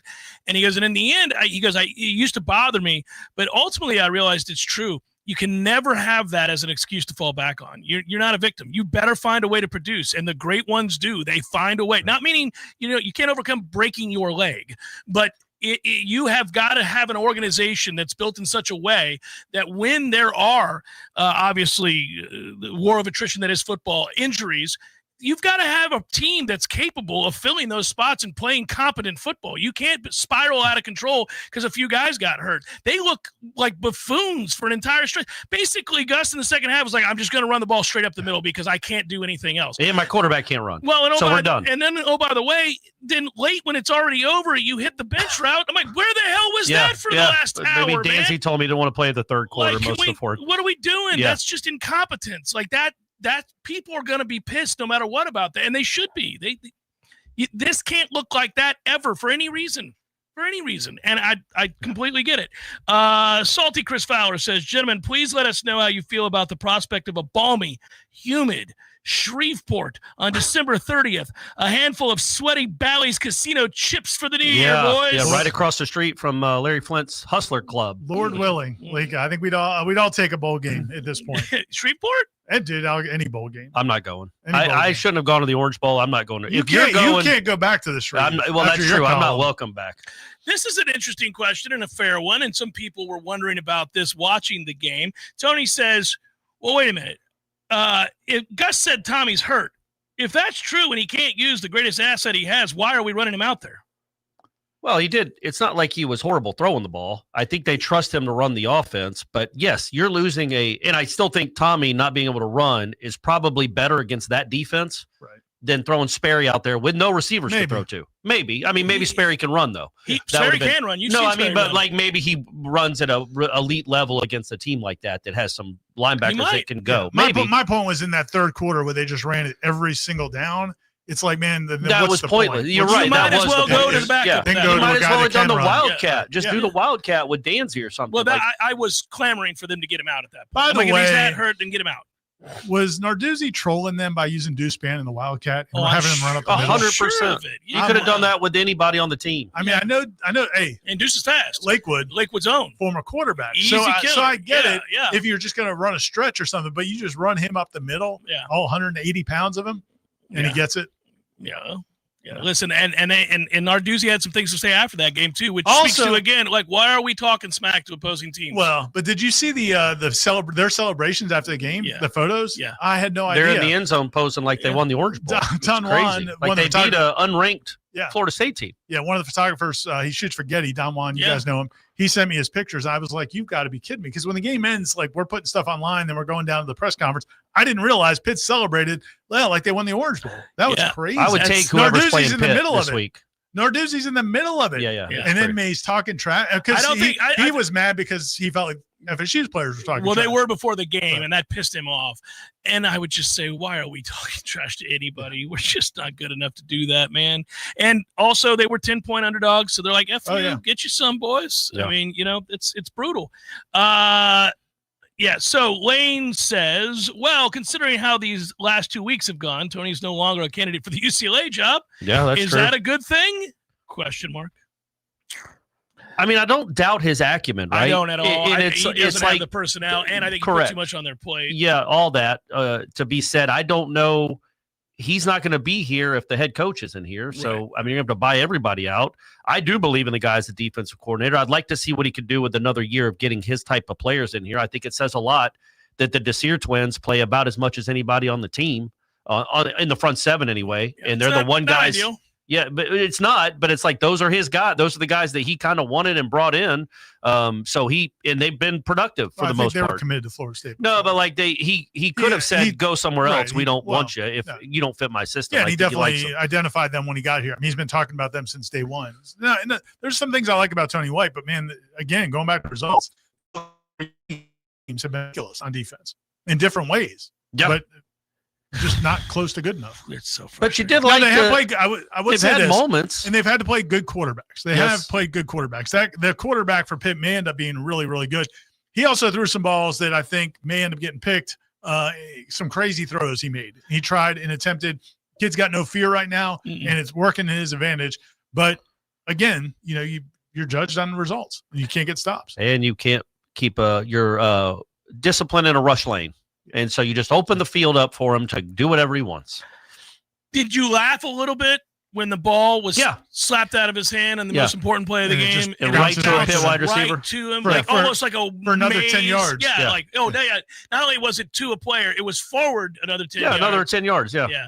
Kinds of things that happen when you suck. That's unfortunate, but it's also like, there was the end of a huge And play, also, why and was it he 30 yards in the middle of the field with nobody near him? Credit to Earl Little for knocking it out, though. Running like the wind blows, that young man was, buddy. All right, gentlemen, that escalated quickly. Will the roll-up injury in the Kent game be the biggest play of the year? If Kevin Sperry is a faster Christian Ponder, does he get more out of this offense if we play him? I don't know that he's a faster Christian Ponder. I think he's elusive. He's shiftier. He's for very sure. shifty. Yeah. We saw him in but the scrimmage. he is not like he's not Michael Vick. He ain't that kind of fast. Nobody is projecting him to be That Michael Pitt Vick. quarterback is Michael Vick. But he appears to be Every quarterback that faces Florida State. So Michael can't stop him. Get off. He's twitchy. He's too twitchy. He's just electric. Yeah, he's not a we don't know how willing of a runner he is in football. Like we've seen him in practice. Oh yeah, where he's wearing green jersey and they're not going to hit him. So you'd have to see what it looks like when he's getting hit. But in terms of like elusiveness and running, yeah, man, he's got it. And if that's what the offense is going to be, then if you don't have any receivers, I'd rather see somebody who's healthy and willing at quarterback than somebody who's maybe not. Dick says pulling for Norvell, but if moves are made, Ira Chaffel, to your point, GM Jeff Purinton, right? Head coach Chris Winkie. Okay. Yeah. Bonus T. Lizzie and Jeff Cameron show. If anybody has Saban's ear, it's Purinton. Reach out to him. Corey Clark, see at the CP. That's okay. That's so it. Purinton gets So hires people- Saban. Yeah. So the people that don't know, Jeff Parrington used to be in the sports information office here. He became an assistant athletic director at Alabama, became an athletic director at Arkansas State, and now he's very high up in IMG, I think, or the Learfield, whatever the company is that does the marketing for all the college programs now. So he's become an executive now, and he's been an athletic director. So yeah, that's not a crazy thought. I like Jeff. I've known Jeff for a long, long time. I was doing the PA for baseball when he was the baseball SID way back when, and it's crazy for me to just wrap. No, my I head know around where that. his It career doesn't is gone, but yeah, make any he's sense. like, I mean, he's an executive of that company, which is a huge company. Tom writes, so this means we're not getting the baseball stadium, doesn't it? But seriously, FSU is 54-49 since 2017. Norvell is failing, but the failure goes beyond him. You can't be 1-10 in the conference you sued. It's affecting the brand, and it will affect all sports. Fix it. Writes Tom. Yeah. Agreed. Not really a question. No. But agreed. Just observational. Considering the lack of defensive output since the Bama game, is Tony White the next head coach at UCLA, writes Charles. Walter says, good afternoon, winners. Thanks, Walter. FSU's 9-3 season begins this weekend. That's right, 10-3, really. Which is the better bet to make, FSU to beat the point spread or take the over on the total points scored for the game. Well, what is the number? I didn't even look this week. I was so disgusted. Yeah, I'm not it's like 18 was the spread. I don't know what the total was. I can look that up in a moment. We'll come back and answer Probably not that. super high, judging by that Stanford offense. FSU lost 10 games by an average of over 20 points per game last year. Yeah. This year, 3 losses by a total of 17. Last year's high school recruiting class appears to be the best of Norvell's time. Yep. If we finish with the preseason expectation of 7-8 wins, why spend money on buyouts? Yep. So again, it is very nuanced. It is not just cut and dry. They don't win enough, fire them. If they are better than they were last year. Does that matter? Not to most people because they're losing. But this team would beat last year's team by 3 touchdowns. Well, they're better on offense. Yeah, well, that's a big deal. That's half the game. It is. And they're just as good as they were on special teams. So they're right there.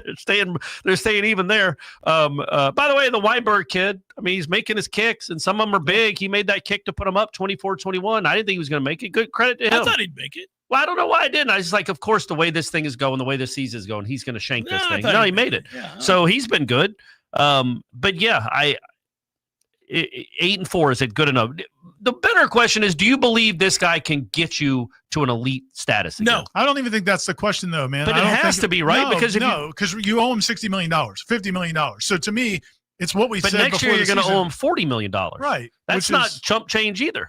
$10 million is a lot of money. Well, yeah, but it's still a lot of money. $40 million and $50 million. But you're putting yourself a year behind making the correction. But my point was, and this is what we had this conversation all offseason. What was hard. The point of this year was get good enough that you can at least get more players in and be attractive, and then get some stability and hitting in the right direction. So if it doesn't work next year, now you're paying them less and you're in a better position. So like it's not where you necessarily want to be, but maybe it's just heading in the right direction for later to make a move. I think too they're weighing, like, you realize how busy the coaching market already is. Oh yeah, this is going to be. There's 3 schools that fire their coach every Sunday. Every week there's another batch, and we presume if Florida keeps losing, there'll be another one, and that's a big time job. And I'm kind of curious where you think you sit with all of that, and who are the people you're going to be competing for and against to bring in those coaches, and can you get them? Whom are their ties to? You know, it's fascinating. But the other challenge there is that's going to be the case next year too. I mean, this is never ending. This is what it's going to be every year now because the money's so big. But goes again back to my point is I just think at some point this thing has to reset. Like, this market has to reset. And if you're Florida State and you do make a change, then go for it. Be brave. Try to do so. Somebody has to be the first ones to do it. Not be brave to pay $12 million to Kiffin. You're talking about. No, you're I'm saying be brave to reset the coaching market. So if you reset let's just say you did this. And I'm not saying, and somebody was like, "Oh, so you're going to hire some no name from Valdosta and pay him $1 million?" No, that's not what I'm saying. But you can find somebody who's a proven coach that's doing really well. I'm going to give you an example. One of those top 10 guys. So if you hired Alex Golish from USF, let's just use him as an example. He's in your backyard. He beat Florida in Gainesville. He's got them on the cusp of winning the American Conference and going to the playoff at USF in year 3. He's clearly a good coach. He's doing a good job. Sounds like what his predecessor did before he got here. So the point would be, let's just say you hired that guy because you don't have to pay him $10 million. You don't have to pay him $8 million. You might be able to pay him $5-6 million, right? Let's just say. Right. Or somebody like like him, if that makes you feel better. So you bring that guy in. What you're advocating for is like, look, that's a 3-year deal. No crazy buyout, none of that nonsense. Jimmy Sexton doesn't even have to be involved in this conversation. And then you take the money you're saving and you pour it in to bring in great players. Yeah. And you revamp your or a great GM. You completely restructure the whole pyramid of leadership in a football program needs to be shifted a little bit. Well, one of the problems that we're going to continue to harp on is according to the database, the salary database from USA Today, Golesh makes about $2.5 million. So you'd pay him $5. Again, I'm not. He's not the guy. He may not be the guy, but yeah, that idea. I think you could pay him $3. Because it's not about trying to just get somebody cheap. It's just not being on the hook for $50 million. Yeah, so the buyout stuff if the guy doesn't work out, you don't have to get bent over. That's the problem. Yeah. But he may be the guy. There weren't a whole hell of a lot of people clamoring for Kurt Signetti. Right. I mean, this guy's been in football for 40 effing years and nobody would hire him. He was at James Madison. Yeah. Indiana had to hire him. They couldn't get anybody else who had a name. They just went, let's bring him in. And they fell into it. And they got really lucky. And you know what's interesting? It may not work at Penn State.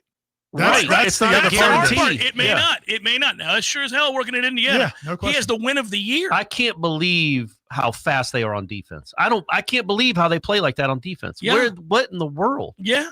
That's crazy. It's annoying. Siggs. Go get Siggs. It's annoying. Go get Siggs. But by the way, he's in his 60s. I know. Yeah, yeah, he's 62 years old. It's crazy. He's older than Jimbo. So Turk wants to know if we lose to Stanford, does Norvell get tarmacked? That's funny. Yeah. I think I don't think he gets tarmacked. Well, not literally. You think he could afford a flight back though? If he did, I think he could. I wouldn't. I'd go to wine country if I was him. I'd hang out. I would not let him talk to us on Monday. If he's, you know what I mean? Like he's going to be fired. Like he's going to be. Don't sit him up there. Like if you lose to Stanford, you might as well stay out there. No, if he was going to get fired, I don't think they'd wait several days after a game like that. You think it'd be Sunday, right? Probably. Yeah. So let's just say that for the record. And then Odell's still technically on the staff, so you got your interim already built in. That guy wins. Do we believe that if he loses to Stanford, they will actually fire him in the season Sunday or Monday? It's hard to know. I mean, I wouldn't argue against it. No, gut instinct. What do you think they would do? There's a decent chance. Yeah, I think the precedent was set with the last coach. He got fired the day after a bad loss, and that was to Miami. I don't think there's any way you can come back from losing to Stanford. There's just none. It would help that it's at 1:30 in the morning and nobody sees it. So maybe it's like a tree falling in the forest. But yeah, I don't think there's any way. And also, I think it kind of shifts to the next game too. You lose at home to Wake. And you're 4-4, you're probably done there too. Like he's literally, I think, coaching for his FSU career. Then what if you offered him what if he was willing to restructure his contract? I think you just kind of did that. No, I mean, but like say, I'm tearing this up. You don't owe me $50 million. That way. I got 6 years for $30 million left. No, but the problem is nobody wants him at $30 million. They don't want him at $10 million. Like if you're bad, if you're losing to Stanford and Pitt, yeah, and I Virginia, don't care if we're paying you $1. You got to go. Nobody cares. Yeah. But if he restructured it, if they go 8-4 or 7-5 and he restructures his contract, it could happen. You're living in a fantasy land. Just My man's going to walk away from all that money. The guy cares. No, he cares about Florida State. He's trying to help out the Noles, man. Nobody cares more than him.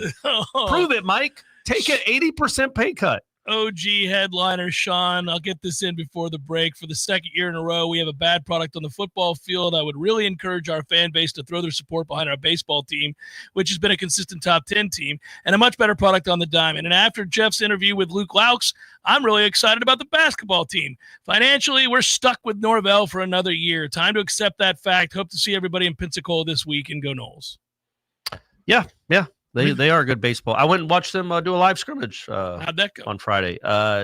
They're Trey Beard can pitch. Well, they got a bunch of arms now. That's do. Now he's there for a couple innings. Yeah, that's what they went to go out and get this offseason. Well, some of it was because they had to. And the kid they got from USC started off the game with a triple. I can't remember his name, but he was good at USC. And then the Eli Putnam kid had a hit too, and 107 miles an hour off the bat. All right. There you go. There's your little roundup. Observations. Great job. Thanks. Seminole Headlines, 93.3 Real Talk Radio. Warchant TV continues in a moment.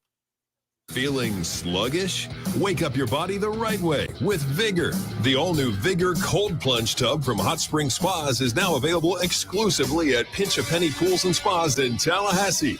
Boost circulation, reduce inflammation, sharpen your focus, and more. Elite athletes do it daily, and now you can too. Experience the power of cold therapy in your own home.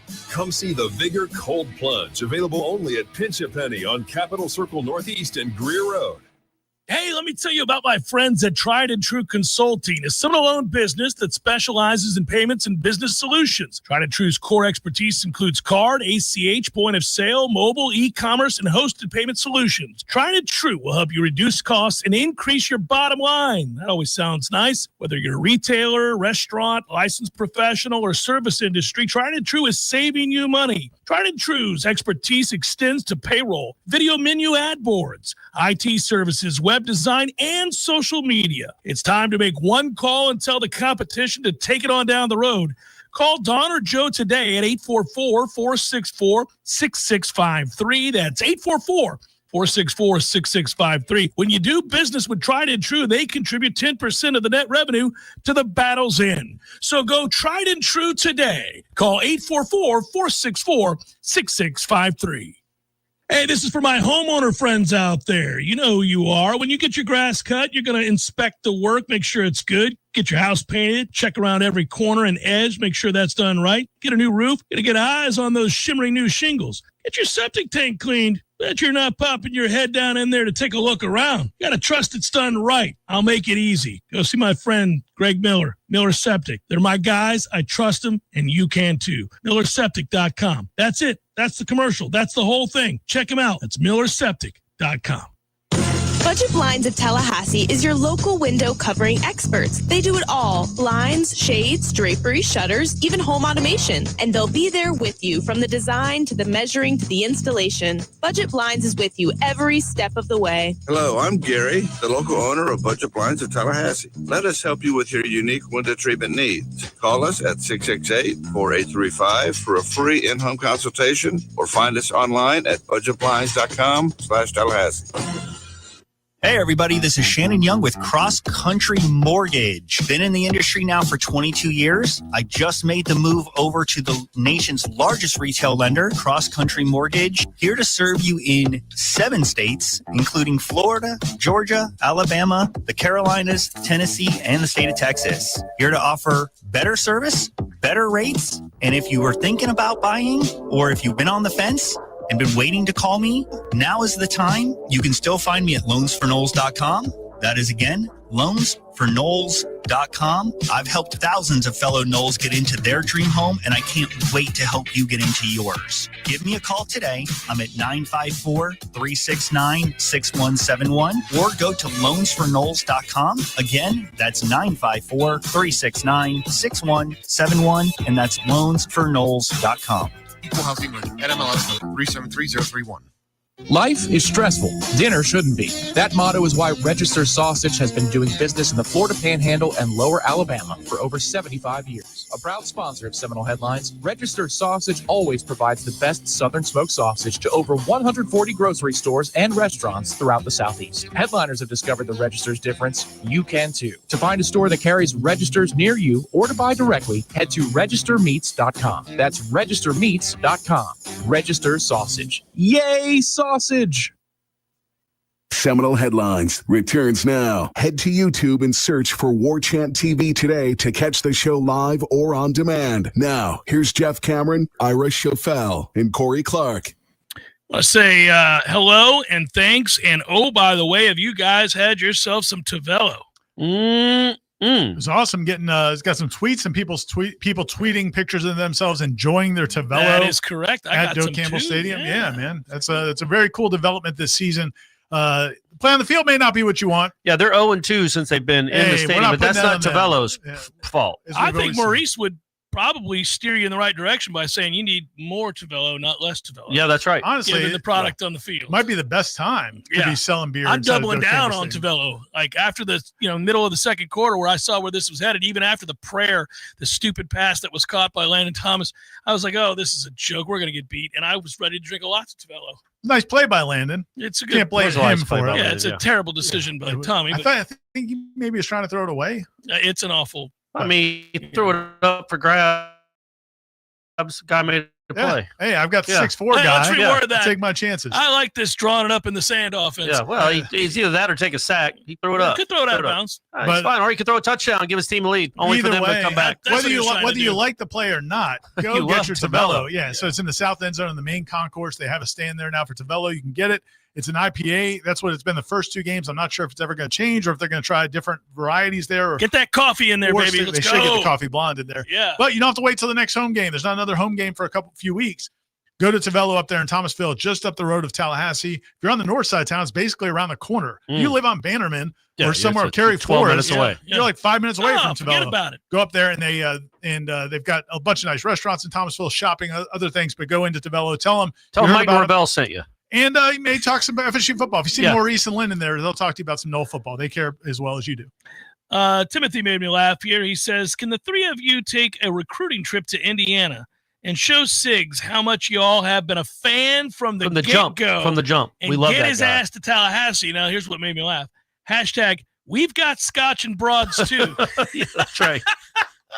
Lots of it. Lots of scotch. Yeah, scotch and broads, too. So not everybody that watches Seminole Headlines watches Coach Speak. And I don't know what's wrong with you. You need to be watching Coach Speak, which comes out once a week, usually on Thursdays. Smash on hit. Its own channel. That's right. Search for Coach Speak. You'll find it. But, yeah, so when Kurt Signetti got hired in his crazy initial press conference, I think it was the first one. Google me? Where he told everybody to Google him. I win. That's what I do. And he's Google doing the whole Dice Clay routine. Oh, It was so funny. Shirt's unbuttoned. He's leaning on the dais. And like, man, a cigarette and a scotch, and you're set, buddy. Yeah, so we had some good times with Siggs, but holy cow.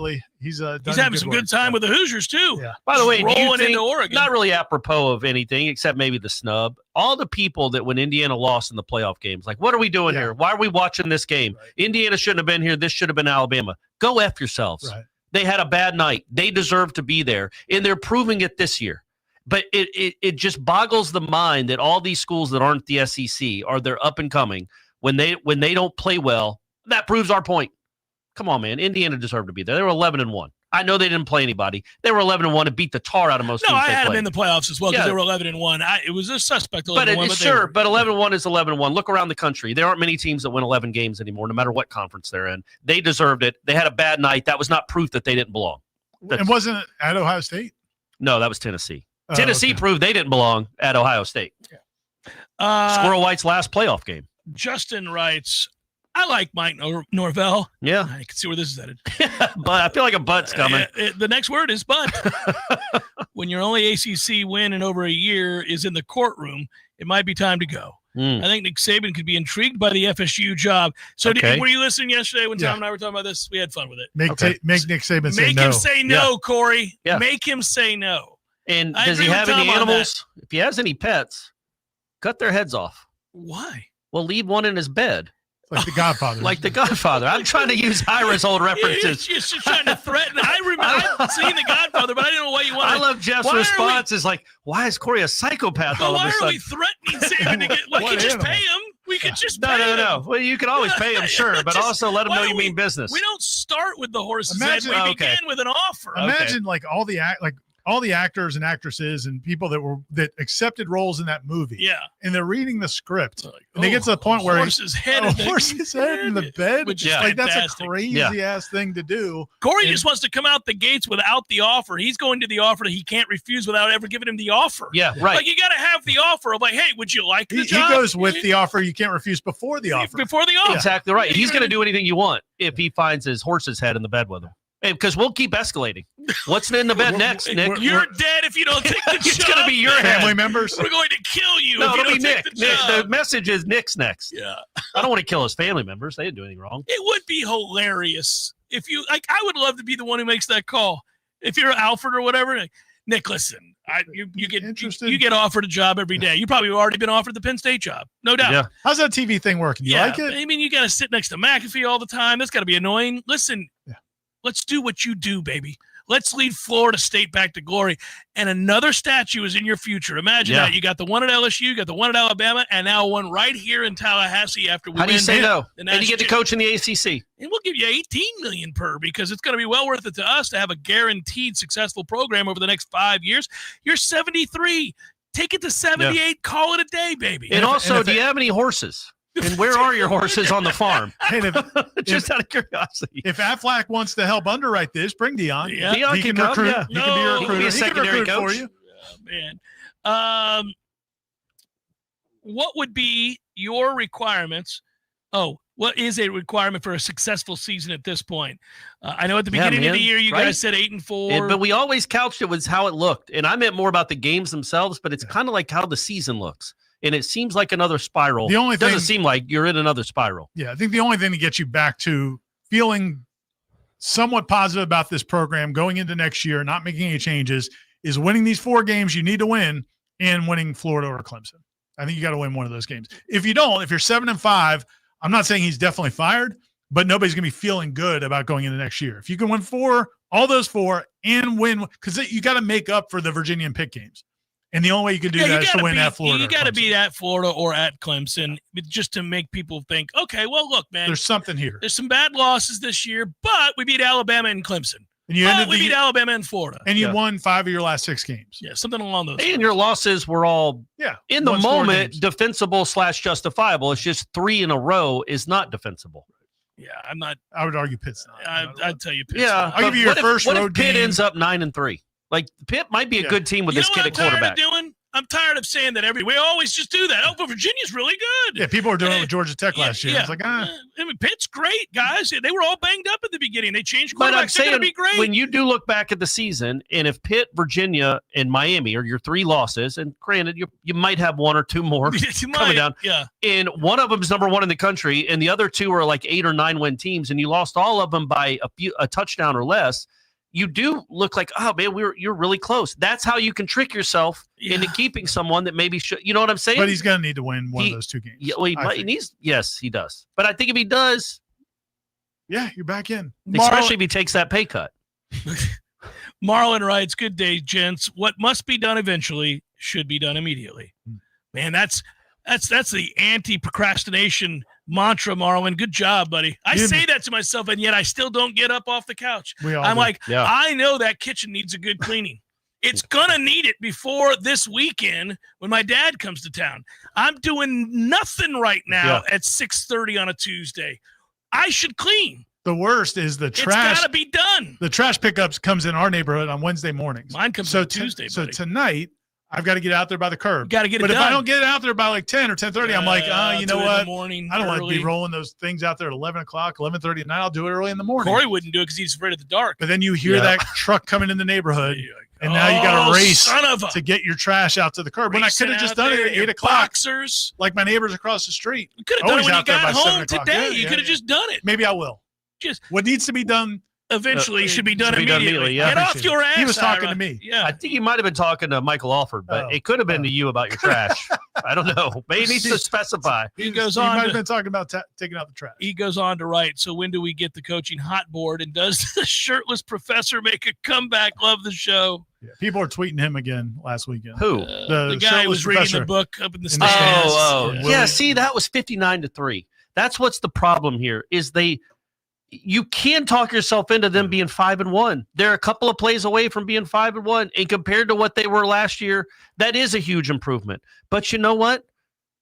I know 1-10 in their last 11 ACC games. I'm done twisting myself. I know, but you have to do all this pretzel twisting. It's like, God, dog, man, just start winning some games. Win a freaking ACC game. You're not playing in the an ACC NFC game. North. It's the ACC. You have a win over Cal 14-9 and a kid missed 3 field goals. That's your only ACC win. And God, dog it. They did make Mendoza look average. They did. They played well against him. Yeah, he's a good player. Indiana doesn't want any. Seminole Headlines 93.3 Real Talk Radio. Warchant TV continues in a moment.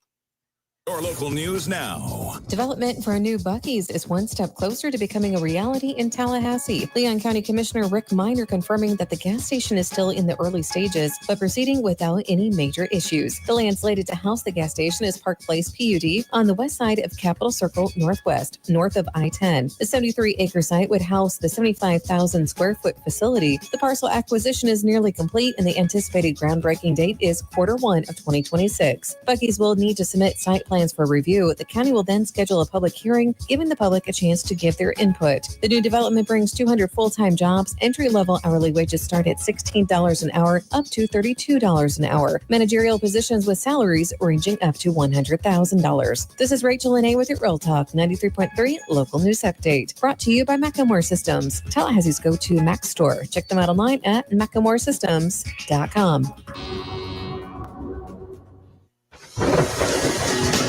This is meteorologist Paul Trombley with your Real Talk 93.3 weather update. Bright sunshine expected this afternoon with daytime highs approaching 86. Northeast winds 5 to 10 miles per hour. Clear skies again tonight, lows around 61. Clear skies tomorrow, high of 84. Bright sunshine Thursday with a high of 85. 83 Friday. This report is brought to you by the Lawn Johns. For all your landscaping and lawn care needs, visit thelawnjohns.com. Currently, it's 84 degrees. I got some pretty spooky news from my Paul's termite and pest control technician the other day. It turns out that I'm sharing my home with Formosan termites. Those little monsters do damage about 4 times faster than the regular termites. Fortunately, Paul's discovered them on a routine general pest service, and they've already turned the Formosans back using an amazing treatment called Centricon. Paul's was the first to introduce the Centricon termite colony elimination system to North Florida and is the leader in this non-invasive treatment. Instead of dumping gallons and gallons of harsh chemicals into our soil, Centricon uses environmentally sensitive treatments loaded in bait stations. These stations are placed around the home. Termites are present, they feed, and take it back to the colony, which is then destroyed. To learn more about Centricon and a free consultation, go to callpauls.com for the elimination of termite or any other pest. And a greener lawn, too. Call Paul's. We'll get them all. Life is stressful. Dinner shouldn't be. That motto is why Register Sausage has been doing business in the Florida Panhandle and Lower Alabama for over 75 years. A proud sponsor of Seminole Headlines, Register Sausage always provides the best Southern smoked sausage to over 140 grocery stores and restaurants throughout the Southeast. Headliners have discovered the Register's difference. You can too. To find a store that carries Registers near you or to buy directly, head to registermeats.com. That's registermeats.com. Register Sausage. Yay, sausage! Seminole Headlines returns now. Head to YouTube and search for Warchant TV today to catch the show live or on demand. Now, here's Jeff Cameron, Ira Schofel, and Corey Clark. Hello, Vishal. He writes, guys, my son and I will be at the Stanford game this weekend, rooting the Noles on. There you go. So will Ira. Yeah. Yeah, man. I thought you were going. Well, my son plays a game on Friday night on the road, and so it would have been. Is it in California? No, but it would have. That would have been convenient. Yeah. It's 2 hours away.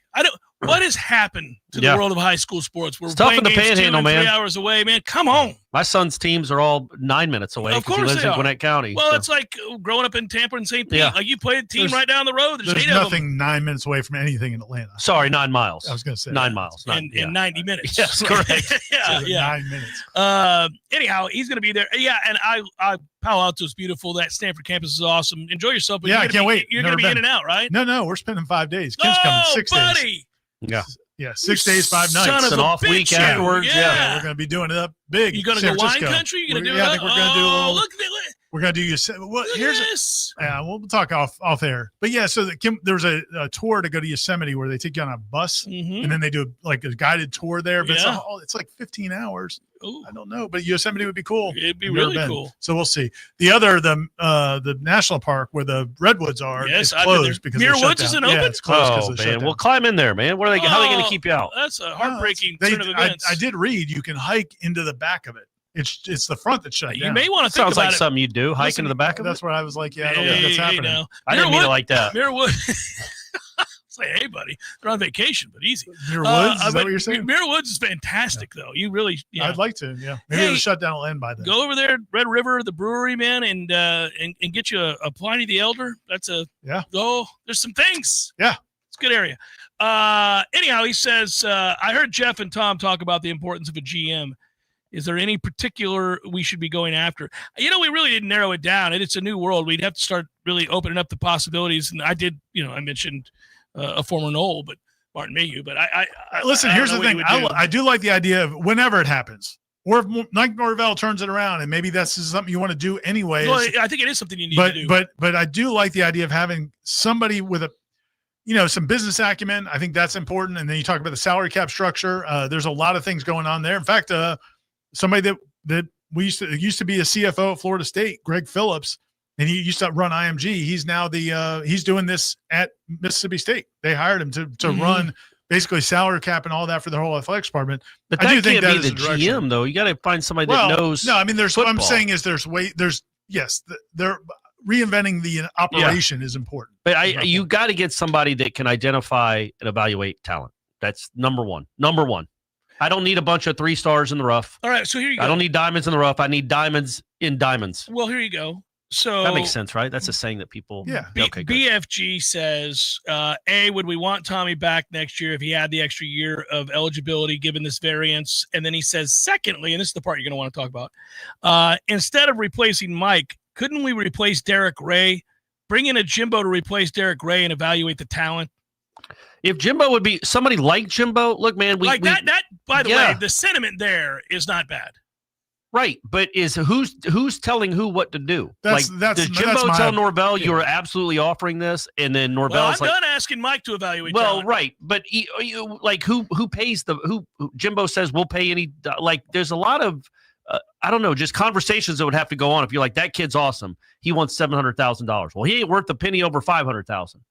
Who's making those decisions? And you're going to a world now where you say, okay, you're not going to be the play caller. You're not going to run one side of the ball. You're also not going to evaluate your own talent. It's like, okay, well, so we're having to do a lot to prop your ass up. We're paying you $10 million a year. Yeah. So, but as far as Derek Ray goes, listen, I nobody knows how that operation works.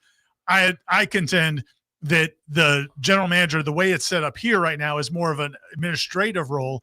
I don't think Derek Ray is telling Mike Norvell, this guy can play and this guy can't. Like Mike Norvell's the PR director, just like Jimbo is the PR director. He's the not public relations. But the player evaluation personnel. Yeah. So Mike is. I don't think recruiting. Firing somebody that works for Mike Norvell solves your problems in terms of player development. Yeah, you would just go fire Mike. Mike Norvell's the one who, Mike Norvell might be holding Derek Ray back. Right. Derek Ray might be Derek saddled. Ray is listening to this right now. There it is. finally He's somebody recognizes GIF on the couch. He just jumped up and pointed to the TV. I mean, you have a recruiting. David Johnson is ostensibly the recruiting director. Yeah. You've got a recruiting coordinator. You have a whole recruiting staff. Hey, buddy, anybody associated with recruiting right now? Well, that's what I'm saying. They all got to go, but that's ultimately under Mike. So you're saying stop with the nonsense. Don't worry about slashing them. Slash that dude. Well, if that's your thing. Yeah. Kristen writes, gents, I don't mean to be a negative Nancy, but I think we all know where this is headed. Whenever Mike is inevitably fired, who do you think will be the interim head coach, and or who would we want it to be? Well, see, I mean, at this point, interim, it doesn't matter. Who cares? It could be Malzahn. I would think it can't be Odell, right? Because he's not even really. No, it could be Odell. He is a because they don't have limits on coaches anymore. He's technically an associate head coach. I guess you go back to that well again. I mean that's almost too embarrassing. I feel very strongly Gus will want that job. And I also think it's too embarrassing to have a guy that's been an interim coach 3 different times in your program. That's just weird. That's weird and not normal. Don't do that. Oh, it's the bridesmaid. Oh, yeah, the interim. But just like and he has a good record as the interim coach. It's like don't do that to him again. No. Yeah, get Gus, Tony, whomever. Well, you couldn't do Tony based on the way the defense has played so far. Yeah. Like, could you imagine that? What Gus you're going to answer to the guy who's giving up 40 points a game. Yeah. I've seen a few folks on the FSU beat question if Alfred should be the one making the next head coaching hire. I'll stop there because there's another part of this, but that's always going to happen because the most important coach that a AD hires is the football coach, and if there is some wavering belief in the athletic director, he didn't hire. No, he didn't. But I'm saying if you don't believe in the athletic director long term, you wouldn't want him making a football decision as big as this. So even though he's not responsible for Norvell, would you want him to be responsible for the next major hire, an all-important hire? There are people who do not want Michael Alford to make that. hire. I know of some. Listen, there's a lot that goes into that. This is a different conversation to have altogether, but there are plenty of people who are fine with it because Alfred's done a good job with the soccer coach and the baseball coach. We'll see if Luke Locke ends up being a good coach in basketball. We're rooting for him too. There are other people who say there's evidence that he shouldn't be the guy. And, my thing, man, I would just be careful. And because again, I know Michael Alford's going to want to go big because that's how he does. That's how he operates. He's going to look to get a big name coach. I reported at the time. Other people have reported it too. He was going to go after Lane Kiffin and Norvell had gone to Alabama. The thing is, I just say, man, you are so leveraged right now financially. And if you do have to buy out Mike Norvell and then you're going to sign another deal with somebody where you're locked up for $80 million or more, it's just like, man, because it's just a lot. At some point, those bills do come due. Jensen, Corey, better chance of happening. FSU wins out or FSU loses out? Wins out, but not by much. I wonder what the odds would be on that in Vegas, because I don't know, Corey. I don't know that they're going to be a 20. They're not going to be a 20-point underdog in any game this season. They're basically a 20-point overdog right now. So I would. What do we call it? Favorite? Yeah, I go overdog. A lot of us call them favorites. I go overdog. That's one way to do it. Like if you're in a casino, say, "What's the overdog here?" I think people would know what you're. It's normal. That's normal talk, guys. It's just bros being bros, talking like guys talk, right? I was like an alien. I just gave it up. I'm an extraterrestrial. Seasoned gambler over here on the third table from our overdog. Yeah. So who's the overdog? I do think the odds are. And they're going to be favored against Wake, and they're going to be favored against Virginia Tech. The odds are more, I think, likely that they would win out than lose out. But I mean, the odds that they would is, well, I mean, it's 5% versus 3%. I mean, the odds aren't great, but I would say they're a little more likely to win out than lose out. And they've done it before. They have a history of this 3 years ago, guys. It wasn't that far away. It wasn't that long ago. It's interesting that Justin Cryer brought that up today. He's like, I wasn't here in 2002, but 2022. He wasn't here in 2002. He wasn't alive. I wasn't in 2002. Wrong. Don't correct me when I'm not sorry, wrong. You're right. But he certainly heard the story this week. So I'd be curious where he heard that story. I'm sure Norvell might have told him, hey, guys, in 2022, we started out 4-0 with a big win over an SEC team, then lost 3 in a row because that's what I do. That's we love losing streaks. Look at who I'm talking about right here, guys. We're going to lose 3 in a row. Leonard Hamilton would do that all the time. He would tell those guys, like last year and the year before, and he would always say, well, there's a year where we started off terrible and we won the ACC. And it's like, yeah, okay, man. That did happen once. Yeah. Maury. I love it. Or this is Murray. Sorry. Maury. I thought it was Maury. Like we were going old school, Goodfellas. Murray's still a pretty old school name, I feel like. Murray and Maury. That'd be like 1957 Jewish guy in New York. That'd be fantastic. Did you guys think about Murray for Clark or Bryce? No, Murray never came. What about never came up? No, it's hard to shorten that to Murr. Yeah, because I call Brady Braid all the time. I don't got time for that extra syllable. We did go old school, though. I mean, Clark is after Clark Gable. That is crazy old school. Not Corey Clark. Yeah, no. It's a popular misconception. People think you named your kid after me. Well, it's just like Ira's daughter, Cameron. Everybody knows. Yeah. All right. Ever since the Virginia game, it looks like everyone on defense has bricks on their cleats. Shake my head. I'm going to the Stanford game only because I live in California. If they lose, they should do what USC did to Kiffin. Well, I think that a lot of people agree with that sentiment. So they'll let him get on the plane, though. It is interesting. He's talking about how slow they're playing, and we talked about how tentative they're playing. And and it's one point during Tony White's press conference on Sunday, he talked about having to breathe more confidence or speak more confidence into his players. They look like a team that is afraid to make mistakes. Yeah, and it's kind of weird. It's really kind of wild because you think they'd be used to it. I mean, that's where I was going. Oh, sorry. Or you think they'd build off the success they had against Bama? And I do think they were probably overconfident Virginia. And then, I mean, listen, man, Miami hit them. Miami hit them. There's no doubt about it. Yeah. But you wouldn't think that. You would think you'd say, okay, well, we're going to get right this week. Yeah, this ain't Miami. Right. Yeah, this team's not loaded with NFL talent on the offensive line, and strange. It is strange, but also indicative of a Mike Norvell team that begins to wane with confidence and doesn't seem to get it back. Again, I bring up 2023. I know they won those games. But they should have worse and worse on offense. That Miami game that they barely won was indefensible going up against a true freshman quarterback when you have Jordan Travis on the other side and Keon Coleman, and you're in a one-score game and they got the ball at midfield with a minute to go. That's crazy that was a game. It's crazy that was a game. Chris writes, $58 million ain't chump change. Firing the man who gave that extension would make me happy at this point. See, this is to the other guy's question. There are people who certainly feel strongly about this as well. I also don't, and I wrote about it in my column. I just don't know I don't know what Florida State else could they've done in that situation. Jimmy Sexton had him by the short hairs, and he did what he does. It's if it had been anyone but Alabama. Also, yeah, if because of the circumstances. LSU, you're like, because of the circumstances. Yes, I know. Got snubbed by them. You just got snubbed by that school, and they're the reason you didn't go to the playoff. And then he leaves for that school. You're suing the ACC. You look like there's a perception that Florida State is not a big boy. You got left out of the playoff. Yeah. That doesn't happen to the big boys. And then your coach leaves you for the school that it would have been awful. They had to pay what they had to pay. In hindsight, it wouldn't have been so bad. In hindsight, you'd be like, take it on down the road, brother. Well, good hire, Alabama. I don't believe you. Yeah. But we all celebrated at the time. We can't go back and be revisionist about it. It was a big deal that they kept Mike Norvell. It really was. And you thought he had the thing humming. Turned out to be a tragedy. It's the Zen Master story. We'll see. It's the classic, so you give the boy a horse. Hey, isn't that great? We'll see. When I hear horse, I think about one thing. Yeah, here we go. Chopping off his head. Kid that falls head, off the horse, breaks his leg. No. That's terrible. We'll see. Army comes along, indoctrinates him to go to a war. Can't. Broken leg. 2 injured. Oh, that's a good thing. We'll see. You see, there it is. That's Mike Norvell. Story time. Hey, there you go, guys. He's about to tuck us into bed. I know. I like my dead horse story better with the blood everywhere. No, that says no question. Just this: if we F around and lose to Stanford, I'm done with Norvell. Full stop. That's you and everybody else. Literally everybody else. I think there's no defense. There's no defense after that. Yeah, there's a bunch of because you can squint your eyes about Pittsburgh and Virginia losses. They might be good. They're bowl teams. Stanford's horrible. They're 2-14 and they're 2-12 in their last 14 ACC games too. Just like you.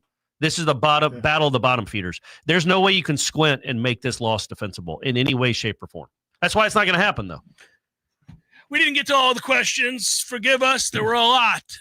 Many of them are of similar sentiment, so I did gloss over several. But until the next time, we say thanks for listening. Of course, as always, bonus hour coming up next with me and Tom. Corey Clark, say goodbye. Peace out. Ira, do the same. Coach B coming on Thursday. Go to YouTube, search for Coach B. There we go. Let's get it done. Listen, and we're not going to talk about Florida State, so it's going to be all good times. Yeah, good times indeed. Be good. Bonus hour up next. Stay tuned. Peace.